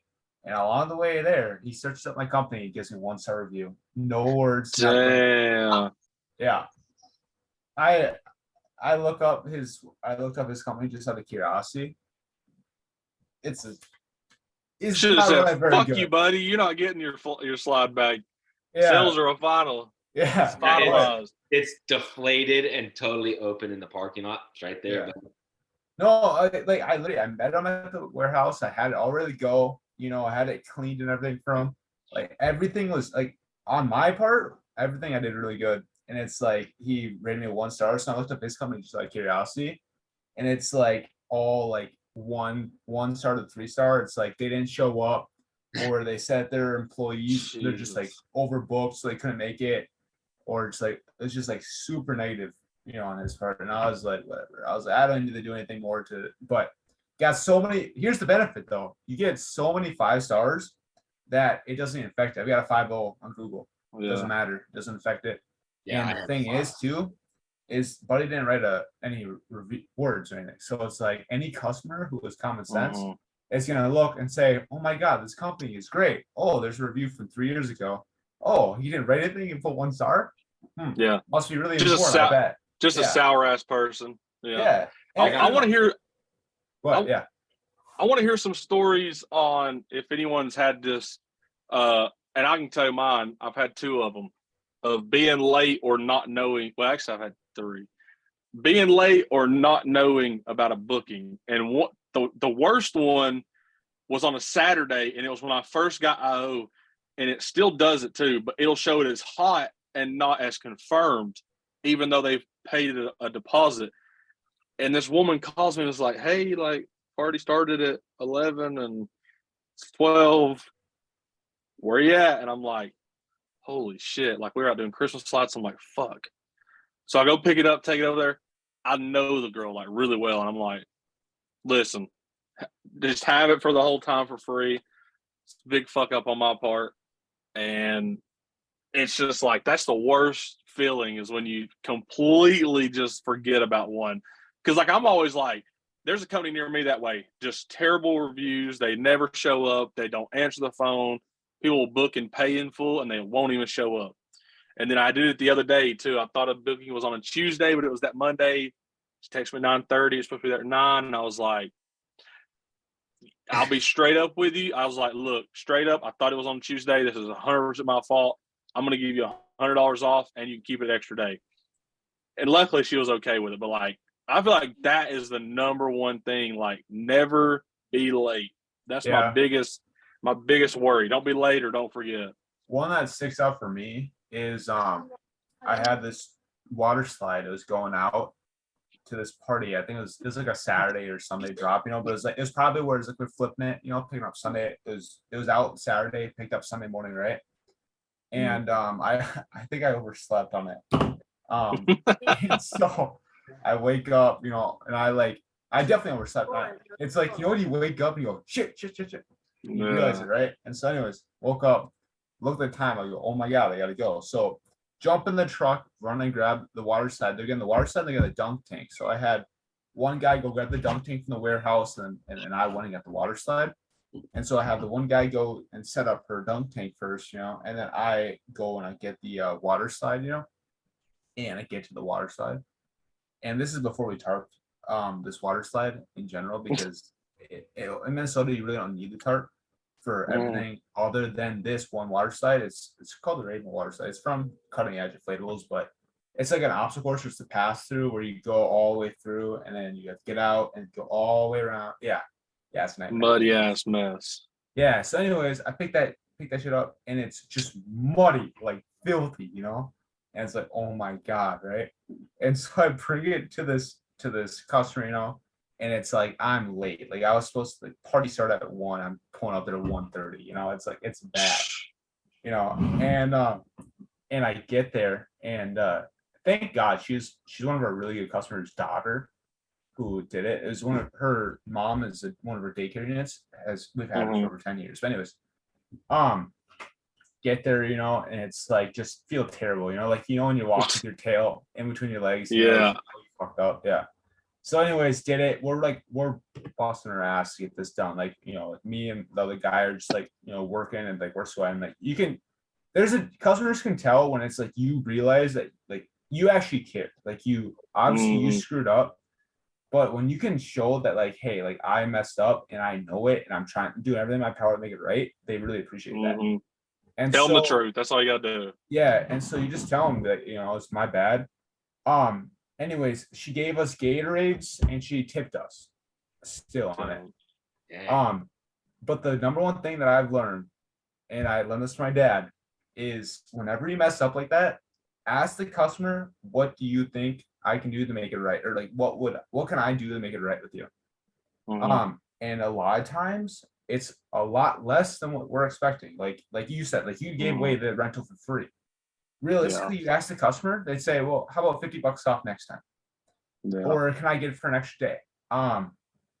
Trying to think, there was something that just happened. Oh, okay, this isn't our fault, but it we set up one. It was our obstacle course and another inflatable, and they didn't have enough power on site basically for it. So what happened is my guy, and we're on a time crunch, we had multiple events that day, you know, and we ended up setting them up right, and we were there right on time for pick or for setup, so we had like an hour and a half to do these two inflatables, you know, and basically having power issues from the very start because we're running this obstacle course these 2 2-0s, you know, so it's like it's getting ready to get replaced here soon. But you can tell like toward the end of this life, right? So you're on 2 2-0s and then a normal moonwalk, right, with the 1-5 or 1-0, whatever. Doesn't matter. Anyways, they can't get power, you know, to work. And I've got one guy who's got 1 year of experience and one guy that's brand new. So it's like, you know, they know what to do to an extent, you know. And so, anyways, they're doing this right, and it's like they're trying to figure it out, and they're like the breaker just keeps tripping, you know. And so they finally get it to work, you know. But the customers, like at the time, according to my guys, you know, is super nice. And she's like, hey, if you guys need to go to your next job, like go ahead and like leave. Like, you know, we got this. This is our problem, not yours, right?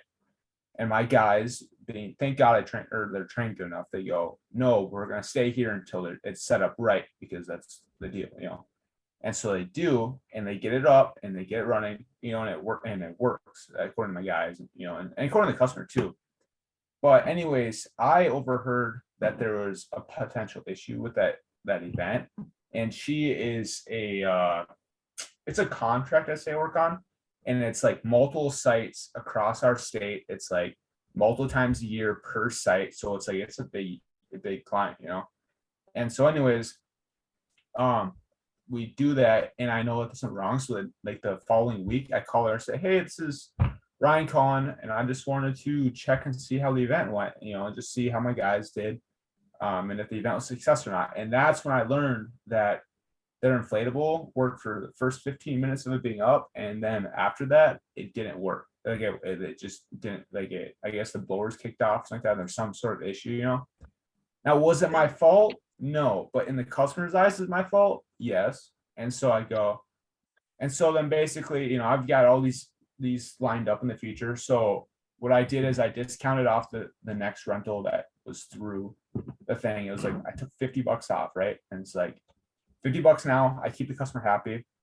But then I just flipped it and I go, all right, well, we'll take $50 off, but then we'll have to add a generator because obviously it's a power issue. So I charge them for a generator. It's like it's Yeah. it's just like, you know, it's one of those things where it's like, and all the honesty, it's like I just gave him a generator a cost. It's like it cost me $50 to fuel it up, you know, and stuff. But literally, this is such a long tangent. Just be understanding with them, and like I've said this a million times before in the Facebook groups, but understand there's two types of customers that you deal with typically. And this is mainly for events, I guess. But I guess it's with everything. There's two people. There's the people who have done this a million times and they could care less. Like, for example, I just did a city festival last weekend. I call her phone's dead. Like it goes straight to voicemail, right? So she's got no idea when we're gonna arrive, you know. So I just pull up and she comes up and she goes, "Hey guys, how are you?" And I'm like, you know, I'm like, well, good. And normally my dad is out there too, and she goes, and so I'm setting up, and she goes, "Where's my second husband?" I was like, "Oh my god." But anyways, like this is the relationship we have with the customers. Like they love us. Anyways, like she's great. We do a lot of Oh, he's from Walling Out. what? Yeah. Anyway, so long story short, she doesn't know what's going on, or like she doesn't hear from us. So we build such a good reputation with them. It's like they don't care. They just go, yeah, I just want it in that general vicinity, and we take care of it. But then you got the other customers, right? Who they've spent months on this event, right? Like this is like what they've been doing every single day after work, or that is their job, right?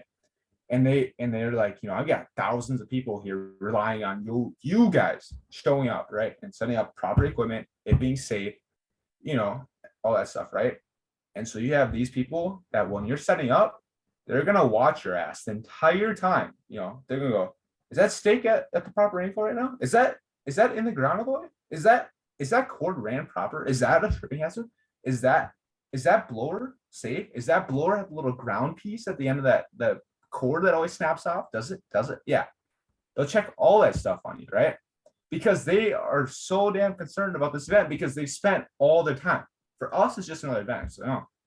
But for them, they spent so much time on it. So understand that you have 2 customers here and you have to be able to cater to them and help your guys understand, like, hey, like these guys like put in a lot of effort into this event. For you, it's just a day. For them, it's something that they spend most of. This is what I'm trying to get at. Yeah, dude. Yeah, We had one that was a school. They had 4 water slides, and for whatever reason, like usually the PTA does it or some other teacher, I don't remember. And so it's a teacher that we happen to rent to fairly, like whatever, like once maybe twice a year. But she's a sweetheart, and she was like that. She would just call and Cassie back. It's your turn to call her back. Like I can't do it anymore. She's texting like AutoCAD pictures of the playground to make sure the 4 water slides fit and like measurements. I'm like, cool, I got it. You just sit on the phone and just listen to all the stuff. And then, but yeah, like we crushed the event. She told all the teachers about us. Like everybody loves us. We were so great. We were so awesome. We were so accommodating. The principal's obsessed with us. It's like, dude, it all pays off in the end whenever you do a great job. Yeah, I've got a lot of customers who they want a certain item, but I don't have it because I just don't have that size of inventory yet. And they basically tell me, they're like, hey, you guys should really get this because I want it, but I want to book through you guys. And so like they still book through us. It's just like they're settling. It's like, so we tell our customers all the time too, like if there's something you guys want, tell us because I'd rather buy what you guys want. So like for example, I just got this last year. I just got this or like early June. It was like the first week of June, so that I got this school in my area, 12 inflatables and a dunk tank. Pretty big event for us, the biggest I've ever done. And it's like they were sent, like they were, they kind of had to like make do with what we had. But they liked our company, they liked our reputation. The previous company that we talked to them about, like upon setup, or delivery whatever, they go, yeah, the previous guys, they had issues with the generators and they just left and they didn't ever come back and fix it. And it's like simple things, and it's like, oh my God. Anyways, so I tell them all that stuff, or I hear all this shit, from other companies. And what's weird though is this company is the biggest in our state, especially my area. But they're massive. Like they're doing events, in the entire Midwest region. How it is though, like and they're having issues with generators, Yeah, those huge ones like that. Like, And so, anyways, what? Sorry, my internet is like glitching right now. What I was saying is those huge companies like that, like those events are such, I don't want to say commonplace, but like they could take it or leave it, that like the guys that go set those up is not like the owner or the manager or whatever, to where that stuff happens on those events and you can swoop in as somebody who's on it. Like when you deliver 2 units, they're like, dude, you were way fucking better. And the last guy delivered 12. Like, did we get your business card? Like, yes. Yeah. You got a magnet. You got a magnet. You got a magnet. Yeah. So anyways, but for those, it's just like, it's like, yeah. And so at the end, I go up to her, the customer who I did everything on that job too, all the communication, all this, like it was really my baby on that one. But I go, so how'd it go? And she goes, it went great. Like everything went perfect. And she goes, how'd it go from your side? Because she actually hired an attendant for the entire time because she was worried about the generator thing happening. again. And so I was the one that ended up being the tenant on it because I was like, I'll stay and make sure it doesn't get fucked up. And so, realistically, I was gonna stay anyways. But anyways, so anyways, yeah, she goes, it's been great. We had one issue, some kid tripped over a freaking power cord because they walked around inflatables. But anyways, that was fine. But yeah, he goes, it went great, and I go, I wasn't gonna tell you this till after the job, but this is actually the biggest event we've ever done. And so, she was like super happy, and she's thrilled.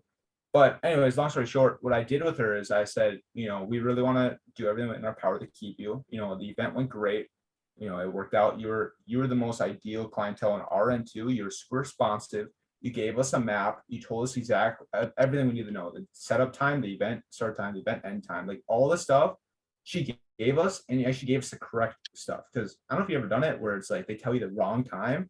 And either that's early or late, and it just ends up wasting all my damn time. It upsets me so much. Anyways, so she gave us everything, that I needed. I go, whatever I have to do to ensure that you will be happy and use us for years, to come, it's like I will do. So I was like, if there's specific items that you want that other companies have, or you see somewhere, email me links or pictures. I will buy it for your event. Like I'll do whatever I have to, what I mean? Like that's how we grow our inventory. Is I don't ever, like, for the most part now, I don't buy what I want. I buy what people will ask for. I don't know. That's just me. But yeah, I mean, I do that in the general stance where like you try to read the crowd, because I just bought like a girl combo that's a dual lane combo with like unicorns, stars, and rainbows and clouds all over it. And it's already crushing. We've had it like a week. We've had it a week today, I think, and it's already crushing. But dude, I would love to, because we did a church event.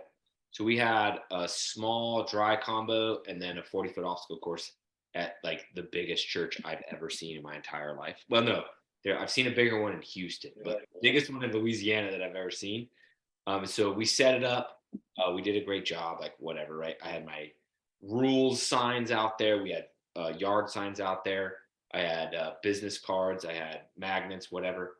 And then just some freaking one of the new guys I hired, Bryce, he's very religious, and so he knows like all these people at this event are like that are setting up when we get there. They're coming over and like telling me like, great job, we hired Bryce, whatever. So like we're talking to them all, and one of the guys goes, hey, was it y'all that was here last Wednesday? I was like, no sir, we weren't here last Wednesday. He said, yeah, we had a 12 inflatables last Wednesday. I'm like, you had what? And he goes, 1, 2, 3, yeah, 12. Yeah, 12 inflatables last Wednesday. Surprised it wasn't you guys. You guys are the best that we've dealt with. I'm like, yeah, why wasn't us? Who did you get? He's that like, burns so much. Yeah, he's like, just make sure that you guys have been absolutely incredible, and Bryce is working for you. Like I know you're top notch. So make sure that Maggie gets your card. I'm like, Maggie's getting cards. Maggie's getting magnets. She's getting my personal cell phone number. Like, I was like, dude, we can bring 12 inflatables. We can crush it. I was like, and I said the same thing. I'm like, and I'll leave one of my guys here for free just to make sure. Like, I'll pay him. You know what I mean? Just to make sure the event goes smooth. And he was like, yeah, get Maggie your number. I'm like, Maggie is going to be my new best friend. Because we've done 5 units is our biggest event we've ever done at one location.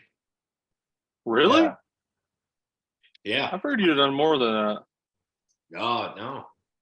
We got fortunate with this church we do. And they get 11 or so units, and they do it like twice a year. And it's, they do it for 2 hours. Oh, bro, like we set it up in an hour. And like usually after an hour and a half, she's like, y'all come get it. Like it's at a huge church, and she's like ready to go. And I'm like, okay. It would be on YouTube. I would spare no expense, bro. I'd make a Mr. Beast video out of it if I had 12 inflatables going to one place. Like it would be a whole fucking thing. It would be well big. What was it is a fun event though. It's a very fun event for sure. And it's all sandbags and generators too.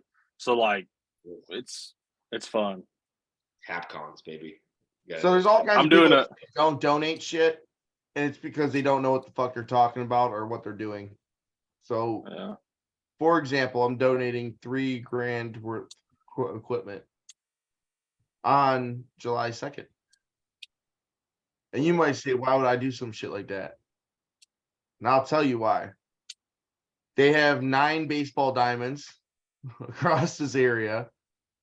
I'm getting banners put up on all of them out of their own expense. They're having print up for the fucking season.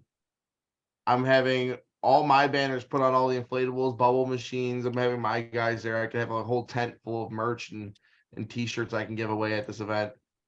They have, forgot what the email is, but they do like freaking all kinds of different leagues. And it's like in the richest area, basically. So with that type of exposure, it's worth it. But you really gotta like nail all the angles, because if you start fucking up any of those, it really just doesn't. You start to lose money like crazy. But that one event basically gets me their email list as well, so I can physically email to all the freaking parents. And they are going to be running promotions on their own freaking stuff with discount codes specific to their league. This is like completely irrelevant to what we're talking about. But Nick, I seen this the other day since you do like content and stuff. And I seen a thing that if you're a content creator, like making videos, TikToks, anything that you have in the video, used for the video, you can write it off. Like, why do people not like make? I mean, I don't know if there's like some form of like where you're at as far as a platform, like verified or certified, but like you could literally make content on how to roll tarps, and you can go buy all your. I mean, I know that's kind of a write up for us, anyways, but like something that's not a write up. That's just cool though. I didn't know that was a thing. So no, I really didn't. But I thought about that the other night, and I was like, damn, I could write off a lot of shit. Like, it's weird too, because you have to also have income off that stuff to write it off. That's what I was thinking. But I mean, you do, but like you're not getting audited, like, right? So yeah. You do, but you don't. Like, I mean, dude, like this is a business expense right here. Like, this is on the card. Same. Because I call booze and biz.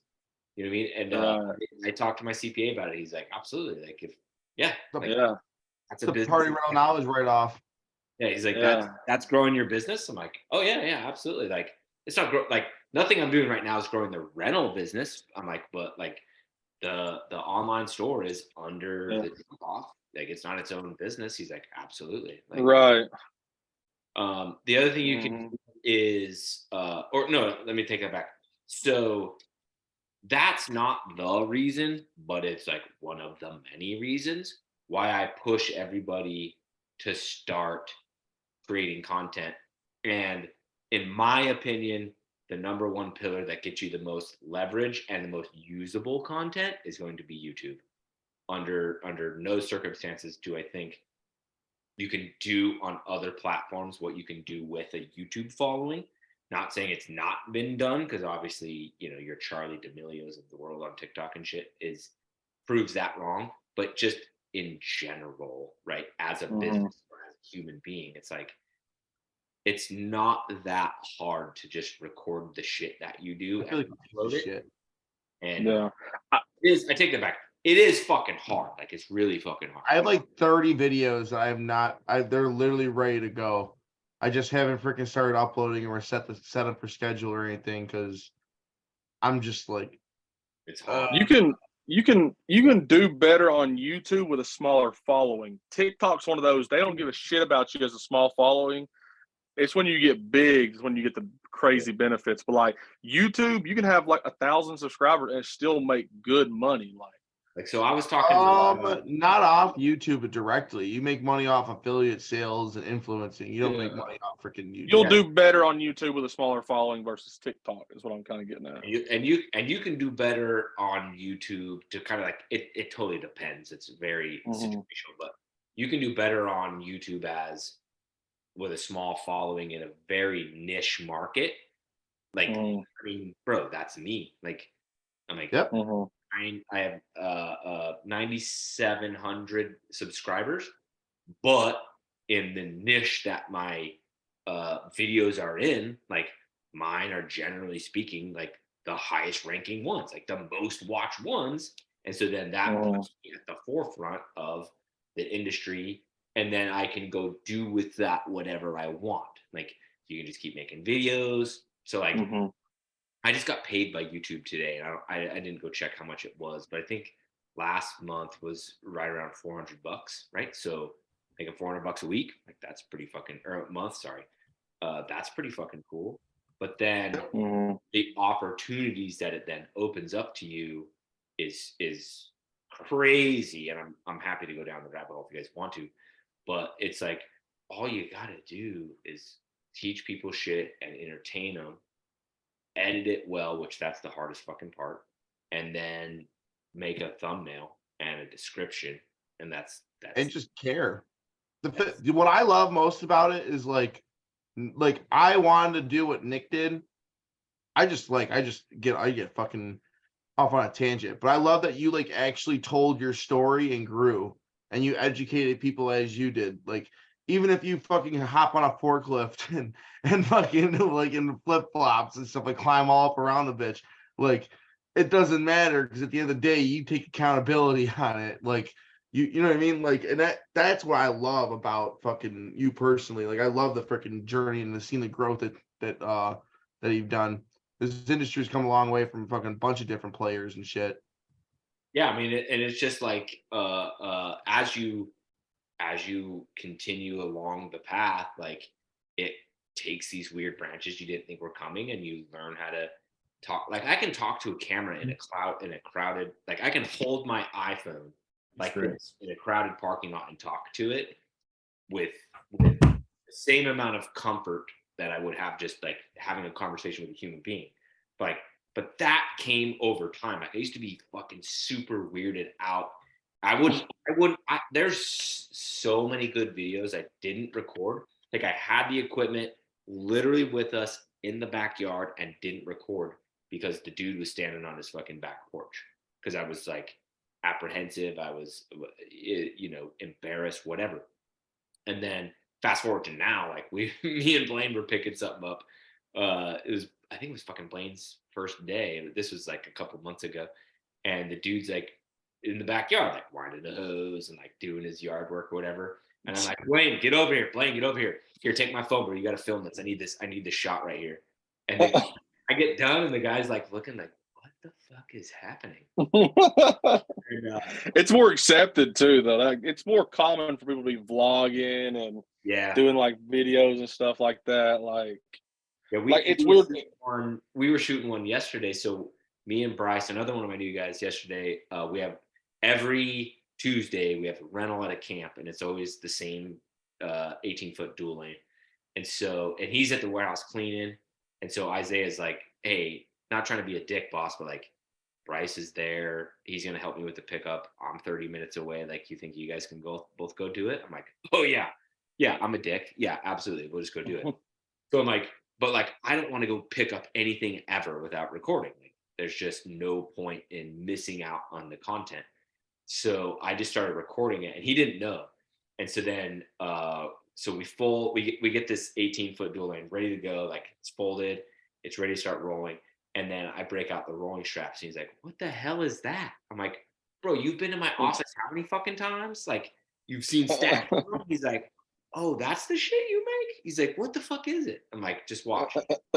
And so then like we set it all up, and then he's pushing and I'm pulling the straps, and we get done. And he's like, that was incredible. I cannot believe how, like, I'm not even out of breath. And so I'm like, hey, bro, do me a favor. I got to drive the rolls all through like this mud that's like this thick. I said, do me a favor, bro. My phone's over there on a tripod. Go grab it. It's filming right now. He's like, you filmed that whole thing?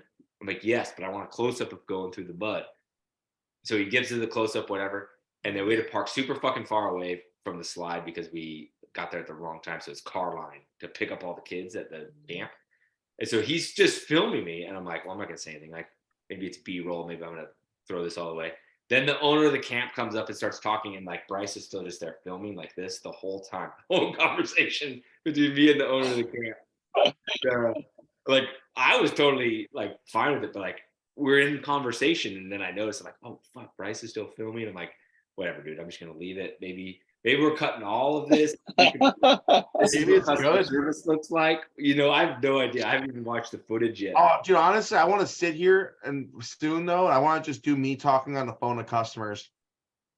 Oh, bro, that would be a good video if you could cut them quick, like, and just kind of go back and forth where like the conversation, like I already know what the video looks like. You said that, I know exactly what the video looks like, but it'd just be so hard to edit. There's a guy that does TikTok live, and he's like a lawn service, and he'll literally like his phone rings like fucking crazy, like back to back to back, and they'll ask the stupidest fucking questions. He'll be like, and he'll say something funny back. Like it is pretty funny. Like, Oh, he's you want to hear a good story? live calls and shit? Freddie will like this one. Is he here? Yeah, I don't know. Either I don't know if he's listening or not. But anyways, I'm here. Just make it quick. yeah, this is great. So I was literally Don't hype it up. I was picking up this freaking bounce house, and then it was at the projects, and then like people talk about, oh, I don't rent to the project. I do whatever the fuck. I'll put a bounce house up wherever. I don't care. And then there's these like two fat little Puerto Rican kids, and they like started helping me out, and they were chill. Then they just started getting really freaking annoying, and then this one the kid looks at me. He looks at my manager. It was me and him picking it up, and he goes, "I was in there, and it was kind of sinking a little bit. Like how, like you know what I mean? How many people like, or what's going on?" And he's like, "Well, how many people did you get in there? Like I don't know how many. Maybe there was too many people in there, or something like that." I looked at this little Puerto Rican kid, and I was like, "Maybe too many pastelitos." And he started laughing so hard though. This little fat, he realized, oh yeah, maybe I'm just fat in this bounce house. Like, oh, it was perfect though. I was freaking dying. He couldn't believe I said that to him. The kid was laughing his ass off. Chuckle, chuckle, snicker, snicker. Chuckle, chuckle. You're just mad at what? That was funny. That is funny. Oh, dude, it was great. Little Puerto Ricans. Now everybody's gonna think you're racist. Oh, I don't care. I don't care at all. I love Puerto Ricans. I dated a Puerto Rican chick for 2 years. I swear to God, like I was Spanish in my past life. Banging a Puerto Rican chick doesn't make you not racist. Listen. All I'm saying is box on YouTube. Everybody wants to bang a Puerto Rican chick. everybody is gonna get stabbed. He's right though. Oh, Jesus. That's a different story. Those aren't bounce house stories. no, those are not All bad. right, I'll tell my crazy bounce house story. Yep, let's go. So, man, you guys are gonna love this one. It's good. It's so great. Like, it's just amazing, and it's Stop hyping it up. awesome. Yeah, make it quick, Freddie. Don't hype it up. Come on. So we picked up a bounce house, and there was a dirty diaper in it, and that was it. That was it. That's the story. That's Yeah. it. Oh, dude, I found The worst condoms. part is I made my daughter clean it. Ooh. No, that Dude, I got home. That's the best part. I got home from picking up the other day, and I've never smelled so bad. I don't know, bro. There's some days when you go pick up, and the mud at some people's house or something just stinks so it's bad. grass. It's man. dead grass. We have It's dead this. grass. It's awful. That's We have exactly- this grass over here that it's more like the rich, nicer grasses that it smells like fish. It's so weird.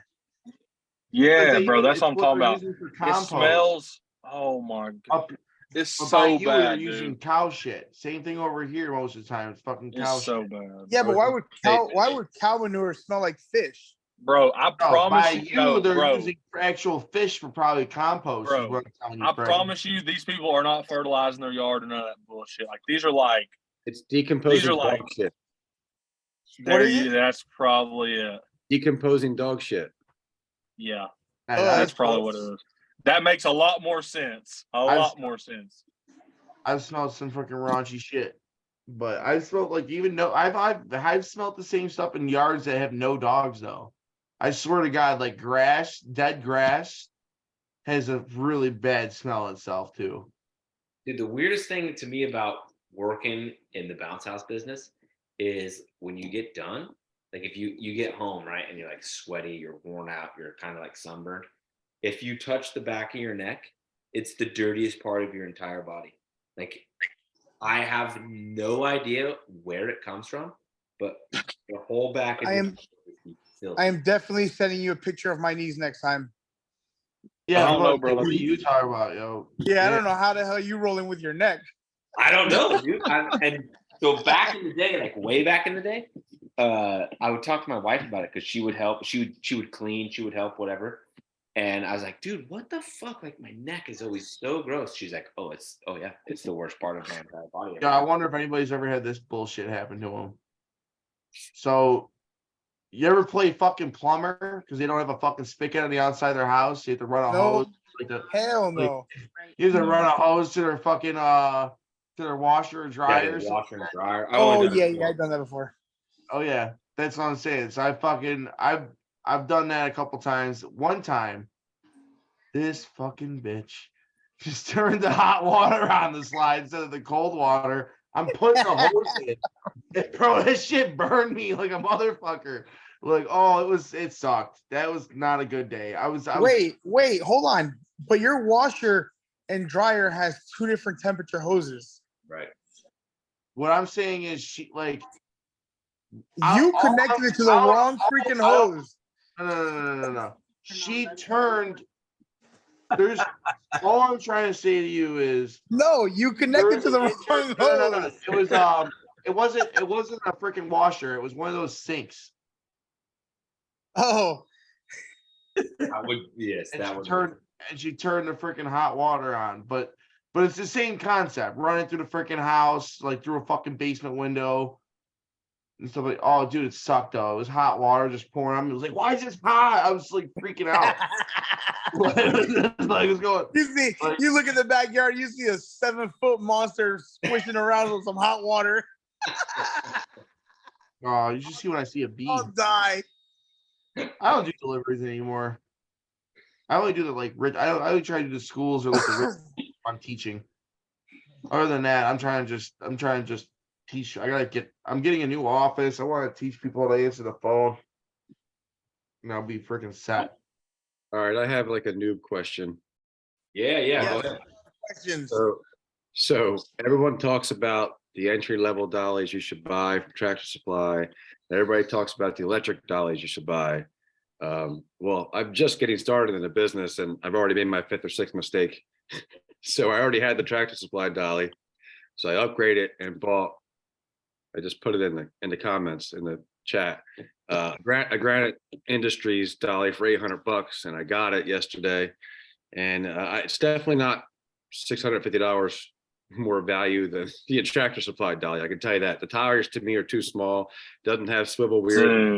It's You're gonna hate that dolly. I know. I already hate it. I Oh, use it all the time. They suck, bro. I got one in the back of the warehouse we don't even use. I could have gave Bought that. a badass, you said? No, it's the yellow with the long ass folding like bottom piece. Yeah, sucks. it has 4 stationary wheels, and it's like you can't barely turn it. Like it's a pain in the ass to turn. It's like I bought my second dolly. Thought I was buying a decent dolly. I was looking for an intermediate dolly. Is all I was looking for. Not the cheap stuff. Not electric.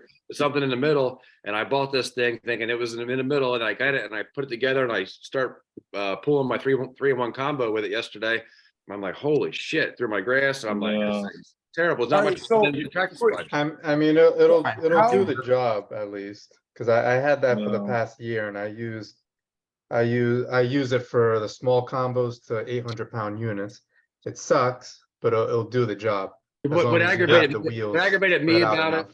What aggravated me about it more than anything was that I had the $170 Tractor Supply dolly, and I actually might prefer using that one over this one. I don't know about that. Yeah, you're That probably right. yellow That's awesome. dolly, because even Tariq has like 20 of those yellow dollies. Like it'll do the job. Yeah, If but it Tariq does pretty ain't pushing good. no dolly. If it He had this, also only has combos. He also only has combos.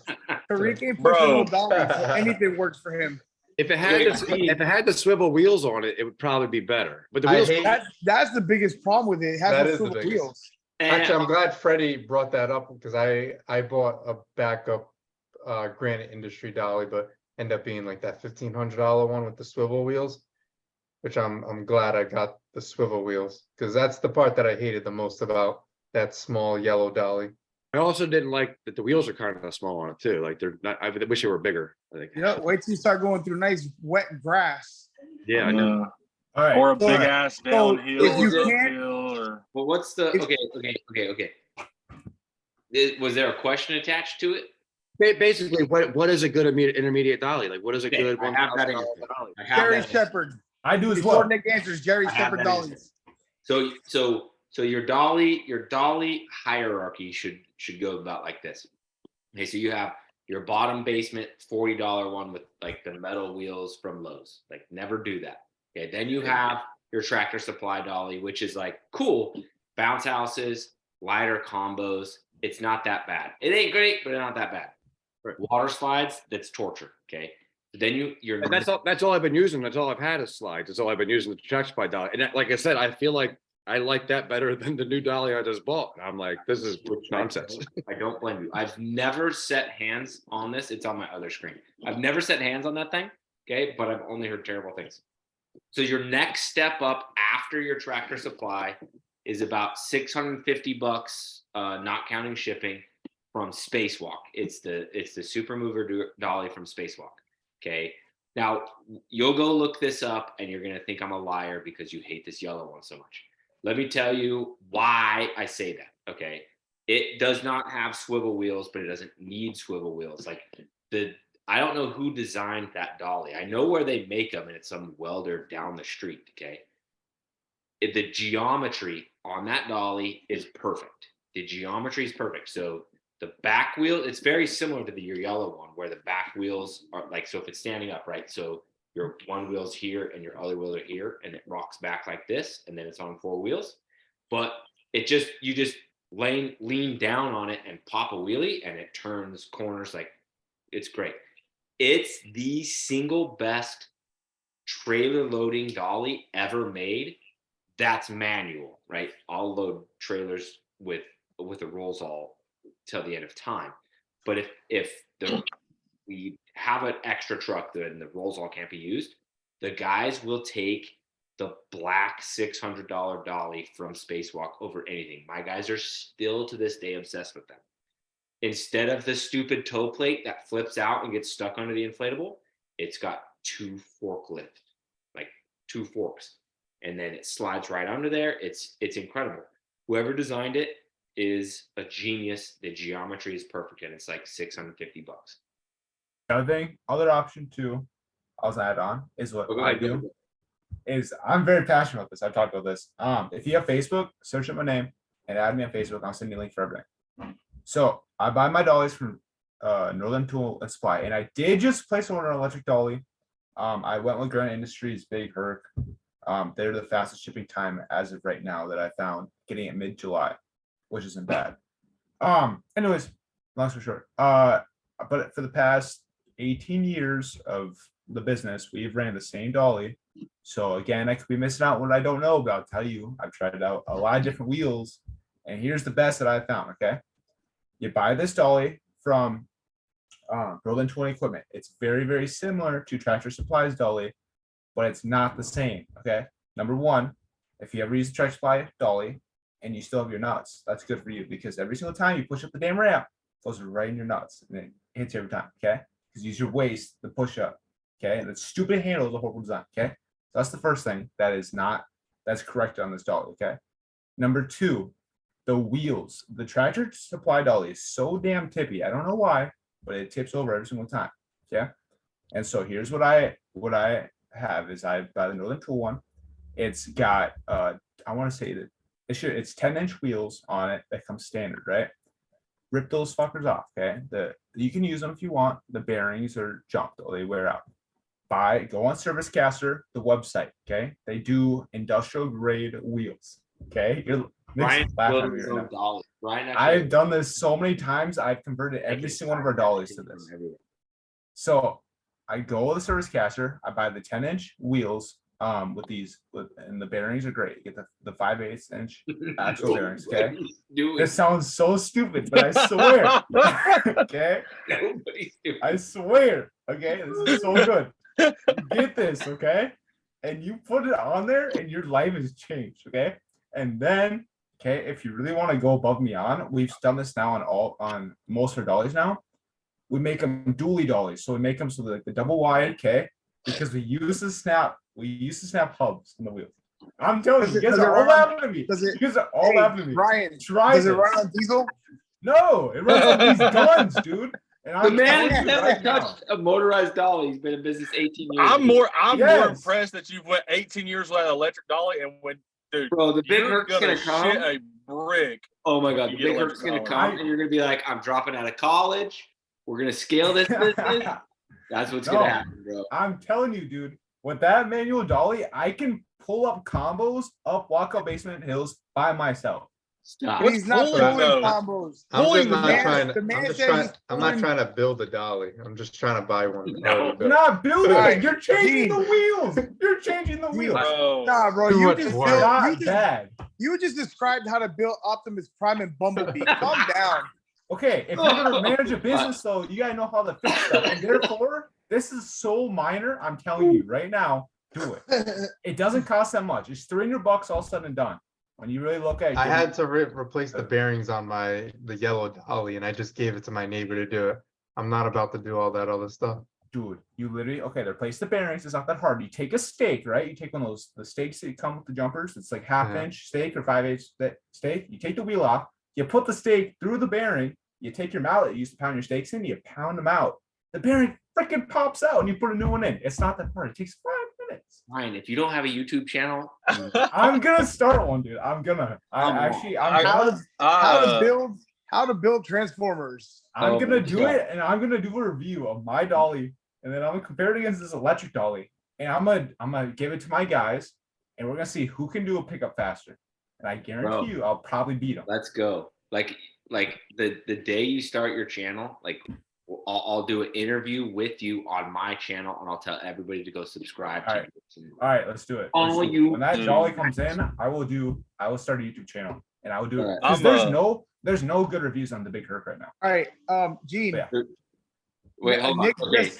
Nick So- just shared his screen with the rolls on. You can go with them depending where you're at, or Good Time Fabrications. That's what I And use. receive it next year. They're both But- great. The reason, hold on. The reason, and this is I'm not about to plug Rosal. So this is the manual ones, right? So this is their 1992 website, and I'm on manual. fucking awful. They're rebuilding it. Tommy's like, we're redoing. I agree with Emily. This is a shit. Please, Tommy, please. But anyways, They got such so high demand, it doesn't matter. these dollies right here, right? So we have one. The one we have is I bought from Gary at Jolly Dolly, but it's one of these 2-wheel dollies. Don't do that. Do not put yourself through that kind of torture. This 2-wheel design, don't do it. I don't care who you buy it from. Don't do it. It's just brutal because no matter what, the dollies are so tall, you have to hold them up kind of high in order, because there's a perfect balance point. But it's up so high, it's just don't ever do this, okay? I'm a big guy, so the Tractor Supply bed dolly is almost 6 foot tall, and that's fine for me. So, but regardless, I want something with 4 wheels. I feel like Yeah. So this is the exact dollies that we use, but this has no motor. Okay. Now, I don't know what it's like to load a trailer with this. Okay. I've played with this at IAPA, and it's great on, and rolls all with set up with bounce wave outside on pavement, right? So it's great. It rolls around on pavement. It's a wonderful. I just have never loaded, because you go to load a trailer and all your weight ends up on these little back wheels, these little casters, which when you have a motor, it's no big deal. You just hit the throttle and it goes right up. I just could not imagine loading a trailer with that. I've just never push onto a trailer. I've learned it the hard way. You have to pull it. It So I sucks never pushing. push. I only push. Don't Because pull. it'll just stand up. I mean, in my opinion, bro, What are you using? Can't you get refurbished chain drivens for like $2,500, Nick? Well, Me what are you personally, pushing? or Like, what you? kind of dolly? Like, I don't push a fucking thing. I got manual direct driven electric dolly. So well, back But then, I have in what the- did you push? I have in the past. It was a The only thing he pushes is a button. Shut up, Freddie. That's a good joke. Please turn your camera off if you're going to take a shit. We don't want to see that. What was it? What was the name of it, Nick? I can't even think. The guy. What was the dolly? The red one I had. It was a 6-wheeler, but it was Oh, I don't know what you're talking about. Damn, dude. The guy. I don't want to say nothing, but fuck. I gotta figure it out now. Hold on. You keep thinking. So then, this is the best manual dolly ever made, and I'm still waiting for somebody to top it. And so this is what I was talking about, where Isn't that always sold out? the geometry of a yeah, pretty much. Like, I'm gonna fuck around and like make these in Thanks China to you.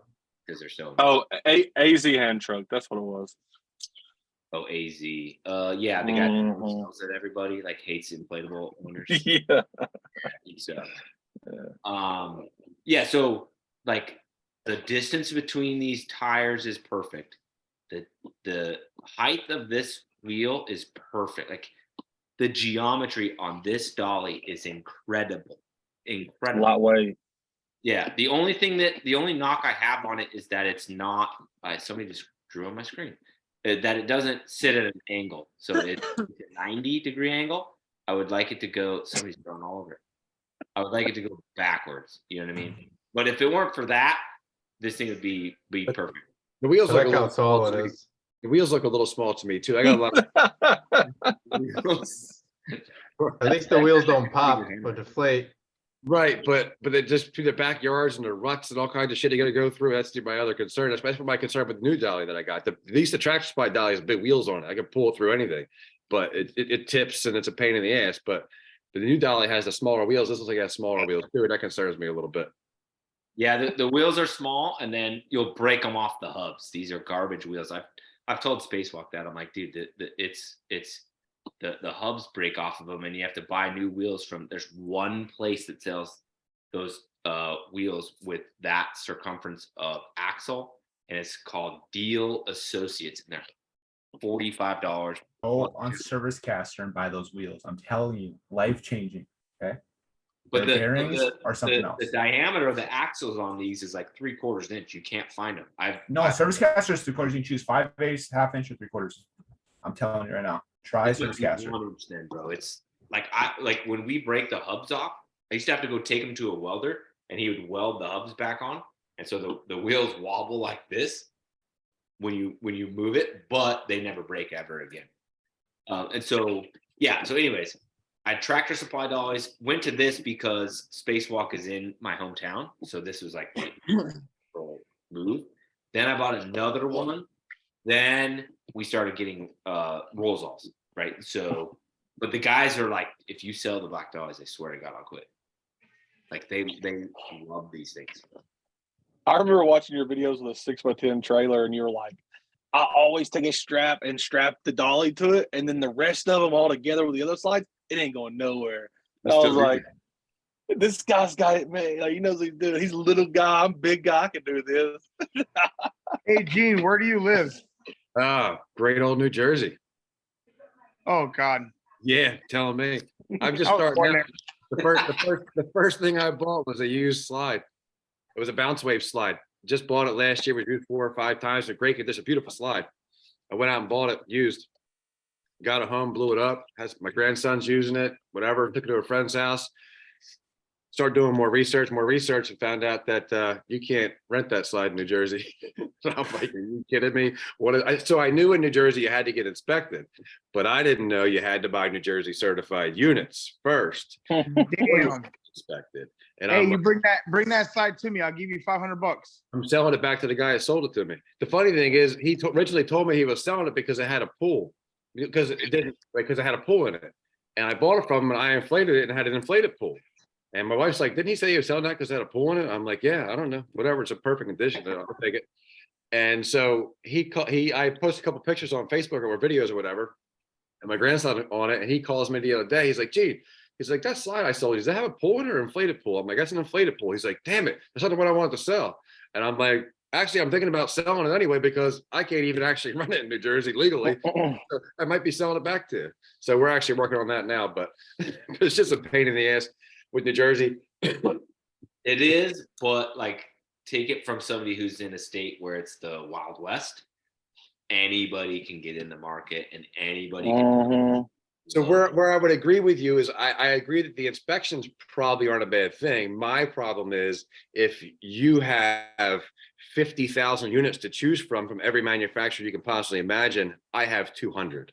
Oh yeah, it's very true. I have not much selection. There's just not much. And I got a couple nice units from Easy, nice couple 2 slides. I got 2 15-foot slides from Tent and Table, which I wasn't that excited about, but I got them. I was looking for stuff in stock just for now. Like I'm just trying to get shit. And I bought a combo from Easy too. That's really nice. I like our Easy stuff. We just got 2 of the smaller, whatever the smaller combos that Easy sells. And one of them doesn't ever rent. And the other one that's the exact same combo that's purple goes every weekend because we're near LSU, I'm assuming. But yeah, Easy's doing free shipping. Yeah, that's why so was Tent and Table.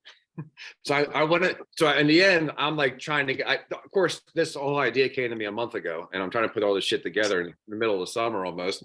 And I'm looking for New Jersey certified units. I'm looking for shit that's in stock, and I'm looking not to spend $4,000 in shipping. I'm like, well, Tent and Table had 2 15-footers that were in stock, New Jersey certified, free shipping. I'm like, all right, take them. And Easy had 2 slides, and Easy had a deal where it was over $8,000. It was free shipping, so I bought 2 slides and a combo from them. And they're all New Jersey certified. And so I got them. I got them all 5 of them on Friday, this past Friday. So then of course I had to break the pallets all down, and the truck driver wouldn't take them back to my pole barn. So then I had to break the pallets down in my front yard and wheel them all back to the pole barn. And then of course, dumbass like me, I had my 15-foot slide rented to a friend of a friend. I text them on Friday, like I got an 18-foot slide. You want to rent that? $100 more. And they're like, yeah, I'll take it. So after rolling all my shit back to the pole barn, I had to pull that slide back out, open it all up, blow it up to make sure everything was fine with it, roll it all back up. The next morning, take it to their house, unpull it, set it up. I'm like, Jesus Christ, I'm exhausted. Welcome to the industry, my friend. Yeah. It's not easy. This is the hustle. My thing is though too, Nick, you say that, but if people are going to go with no insurance, they don't give a shit about inspection. They're going to go rent their $150 slide, no inspection. Like you can call on them, but if they don't have insurance, they don't give a shit about inspections. Like around where I'm at, I can name probably 20 companies within 20 miles of me that don't have insurance, that rent for $150, $200, whatever. I mean, somebody I don't know. Like, and and I was leaving the warehouse, and they had DM'd me something that like caught my attention, so I opened it, and they were talking about that. They're like, "Well, I just can't rent my whatever foot slide for X because there's a company around here that does this 22-foot with a slip and slide attachment for $350 all weekend. Like it's just so saturated, cry." And I literally text back. I'm like, dude, I fucking live where inflatables were invented in the 1960s. The first ever rental company was created where I live in 1972. Like that's 50 years of rental companies existing where I have. I promise you, I may not be in the most saturated place, right? Because I don't know how saturated everything is, but I swear to God, there's not much more saturated places than me. And basically what I told them. Houston is by far one of the worst saturated markets. Yeah, I think you're close to Come to Florida. Big city, and you're close to the border. Coming to Florida. Where I'm at in Tampa, I think we got about 14 companies within about a 10-mile stretch with. I know 14 people's names who have a company. You're talking 14? Those are rookie numbers. You got to pump those numbers up. Nick, go to your freaking Facebook group. Go look at the demographics by city. And tell me what you say. But I guarantee you, it's Texas is the biggest, but Houston's the 4th biggest city in America. Like Houston's, but You like probably have more people in West Palm than Houston. bro. I'm telling you, operating could be. That's what I'm saying. Like pound my chest. I don't saturated. I don't care what they were invented here, dude. But the moral of the story was I started in summer of 2019 with a 28-foot slip and slide and a 15 by 15 dinosaur bounce house. And now I'm the biggest in my area. Like, There's 255 people in party rental knowledge in the Houston area. That's what I'm saying though. Like, I feel like Nick, we looked at my numbers and you know, like, oh, it's crazy, but like, even with me having like what was like 850 people wanting the rent, or I forgot what you call it, but like 850 people, and I only closed like 180. Like, I feel like that's a big reason why. But you can still make it. Like, there's still people that know. Like, my friend told me about you. They know like 100% quality. That's what they want to pay for. I mean, I started last year. I mean, and I've already got kind of that going. So it's really like, it's the work you put in. At the end of the day, there's so many fucking birthdays in a week. They all Yep. want on the weekend. There's gonna be so many fucking parties, and there's only so many bounce houses in an area. You'll get Yeah. your shit out regardless. At the end of the day, Mhm. and the better that's what the name of the game is. Yep. Yep. Well, the way to to look at it too, Yeah, go ahead, Ryan. honestly, the way to look at it is if the guy who rents them out and he might show up, he might not, is getting booked out that weekend, then I bet money you can get yours out that weekend. Mm-hmm. Like, I got 950 leads and only 188 events. Like, my conversion rate is shit this year, but it's right at 20%. But that's just it's awful. But A big I don't reason, know. a big reason I started was because I actually my market is not saturated at all. The only big player in my market. So I'm in a smaller county in southern New Jersey, so by the beach, but in the woods kind of at the same time. So by county is about 100,000 people, but in the whole county there is one legit company that actually does, has them registered and permitted and insured. And they have 4 water slides and a couple dry units. It's really all they have. There's a couple of people who, have a couple units that they obviously don't get registered and probably don't have any insurance, stuff like that, like 2 or 3 that I know of. So to me, like, my market's easy, especially in the summertime. We're a resort beach town pretty much. So there's millions of people here in the summertime. So to me, like, this market's just primed to get taken over. But you need to price it accordingly though, because you can always come down on price, but you need to like know your worth as far as like, I am one of the only people, like, that was my main goal, was do it right. Have my prices are higher. I get calls all the time like, yeah, go fuck yourself, buddy. Like, your prices are crazy. Yeah. I just say, look, thank you for giving me the opportunity to try to, help y'all. Because what'll happen is they'll book one of these little shit companies that have duct tape on their shit, muddy, dirty, and they'll be like, hey, they didn't show up or they showed up a day late. I had a guy rental last weekend who's like, yeah, this company, I could tell them exactly what it was before he even told me. They're like, they showed up a day late and then asked me to help them roll it. Like, people don't want to do that. They'll pay the extra money to be like, I don't want to have to worry about it. No, these people come in and do it right. So there's a dude in my area. I literally had multiple customers tell me that he showed up to their house, throwing the bounce house, like they prepaid, just throwing all the shit in the front yard and just left. In the end, I went back and forth with the whole trying to, because I had this idea too, late. It was already almost June, I guess the end of May. And I went back and forth in my head. If I get just a couple units, is it worth me spending the money to get registered and insured and all this other stuff? I'm like, I'm going to just lose money this year if I do that. Do I just get a couple units and rent to friends and friends of friends, trying to make a little bit of money, try to get established, spend this winter or whatever?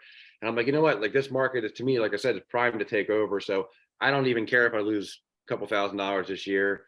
I'm going to get my 5 or 6 or 7, 8 units together this year, get them all permanent, get my insurance, which I already got my insurance taken care of today. Just do everything legit, because in the end, I want to be the legit business in this county. Like, yeah, I have, to me, no doubt by the end of next summer, I will be that. People are realizing there's a law in New York State that that's another thing. I wanted to have another warehouse because technically I have to have a break room. Oh, yeah, New York and California about that shit. And the other good thing about my competition is, like I said, they only have like 4 slides, and then like they have a couple 1 or 2 combos and an obstacle course, but all of their stuff is very plain and boring. And you were talking about pricing. So they're, like I said, they're the only legit competition I really have. I actually was going to price my stuff $5 or $10 more than theirs, because all my stuff is way nicer than theirs. Yeah, that's Shit, the go. beautiful thing about Philadelphia and about Jersey is the barrier of entry is so high. Like for most of us, not all of us, but most of us, the barrier of entry is so low that when we get in the market, we can rush the majority of the competition because the barrier of entry is so low that they just kind of like fumble into the market and like do whatever Right. they want. You know what I mean? I mean, It's opposite where you're at, where the barrier of entry is so high that you kind of almost, without having capital and extreme ambition, can only kind of like stumble into the market because it's so difficult. Whereas if you can, and you got to do it way different than all of us on this Zoom.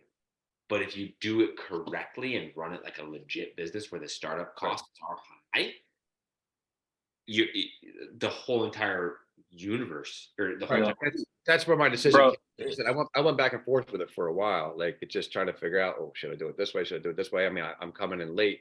But yeah, I mean, so talking about the barrier of entry being high, to me, actually, it's a matter of perspective. So when I bought that used water slide, and then I realized I couldn't actually get it registered. I did find out you can get it registered. It just costs you a bunch more money and you have to do a bunch of things. But anyway, so I actually called Bounce Wave, talked to them, and they're like, yeah, well, we're trying to get certified by next spring. If you do get certified, that unit might be certified by then, this and that. And I even texted him, and I'm like, man, the barrier of entry is so high to get in this business. And then I actually thought about it for a second, and I'm like, well, it's higher. It's a barrier of entry is higher if you live in like New Jersey or some of these other states compared to Louisiana, for example. But in the end, really, the barrier of entry isn't that high to get into business. You know what I mean? Like in the end, I'm $21,000 in. I bought an enclosed trailer. I got 5 units, 6 units. it's only the barrier of entry is only high because you considered it so low. Like this is the industry. Right. I thought it was high because my original expectation was low because I was buying this used unit. I was going to get a couple other units and go, oh, this is a couple $1,000s. I'm started. And then all of a sudden it's like I can find out all this stuff about New Jersey certification. And then I had to pay $300 basically to get each unit permitted every year and all this other stuff. And I'm like, so I said to the guy, I'm like, the barrier of entry is high. And I'm like, actually thinking about it, it's not that bad. It sucks when you're first starting. The first year sucks. But other than that, We'll open a coffee. If you're like, holy fuck, enjoy the $15,000 espresso machine and the, you know what I mean? if your market's truly like that though, it is. you should like really hammer the schools, the churches. Like you should be on top of events. Like that's going to be a big money thing for you if there really is that. Oh, yeah. Not that. Schools shouldn't be a problem for me because I know the principal of the local schools and I'm friends with a bunch of teachers in the other schools. Yeah. But I will say is, so there is another company that has a lot of bigger units and stuff like that. They're a big rental company, do big tents, they do everything, but they're about an hour away. That's who most of these schools use when they do use them. But like I said, I have pool in all my local schools. There's no telling how much they charge in travel fee. Like even you can still make a great profit and be closer because they're probably charging like $100 an hour away. They're probably charging like $300-$400 travel fee. I mean, that's. Do you know what the guy's website? I don't know if you want to say it, but I was gonna look at his inventory. The guy that's close to We're you, all friends here. It's Russ Rents. Hey, did you guys know? RussRents.net. Did you guys know that Bounce Water got sued? Who? Bounce Water. RUST. Russ, RUSS. For what, Oh, Freddie? okay. Trying to figure this out. It looks like personal injury. Looks like Bounce Water, Water Slide Rental, Extreme Jumpers and Slide, and Jumpers Inc. All one. I guess they're all one company. They all got sued. That's Bounce Wave. For what? Which Yeah, is now they Bounce switched- Wave. they- Yeah. Yeah, they switched over to Bounce Wave now. They're a different company. Bro, yeah, you should be able to do like, yeah, this. The other thing I try to do too is, like, for example, for you, you'd be at the perfect market for it because you got the insurance and stuff, and there's not many there. But for me, what I do is when I get into one daycare center, like actual like location, I'm like very good friends with them, and I say, send me to all the other locations, and once I start getting 2 or 3, then I get connected to corporate because they're signing the checks off and they're mailing them all out. It's one person, that manages all these locations, And so they start seeing my name, over and over and over. And eventually I reach out to them and say, hey, what do we got to do to be your preferred contact for inflatables? And so that's one thing that I do is I try to get entire franchises of daycare centers. Same thing with school districts. Like I work my ass off to get districts. And so we say, hey, we're approved for your district. We got our liability insurance is under wraps, it's where it's got to be for you guys.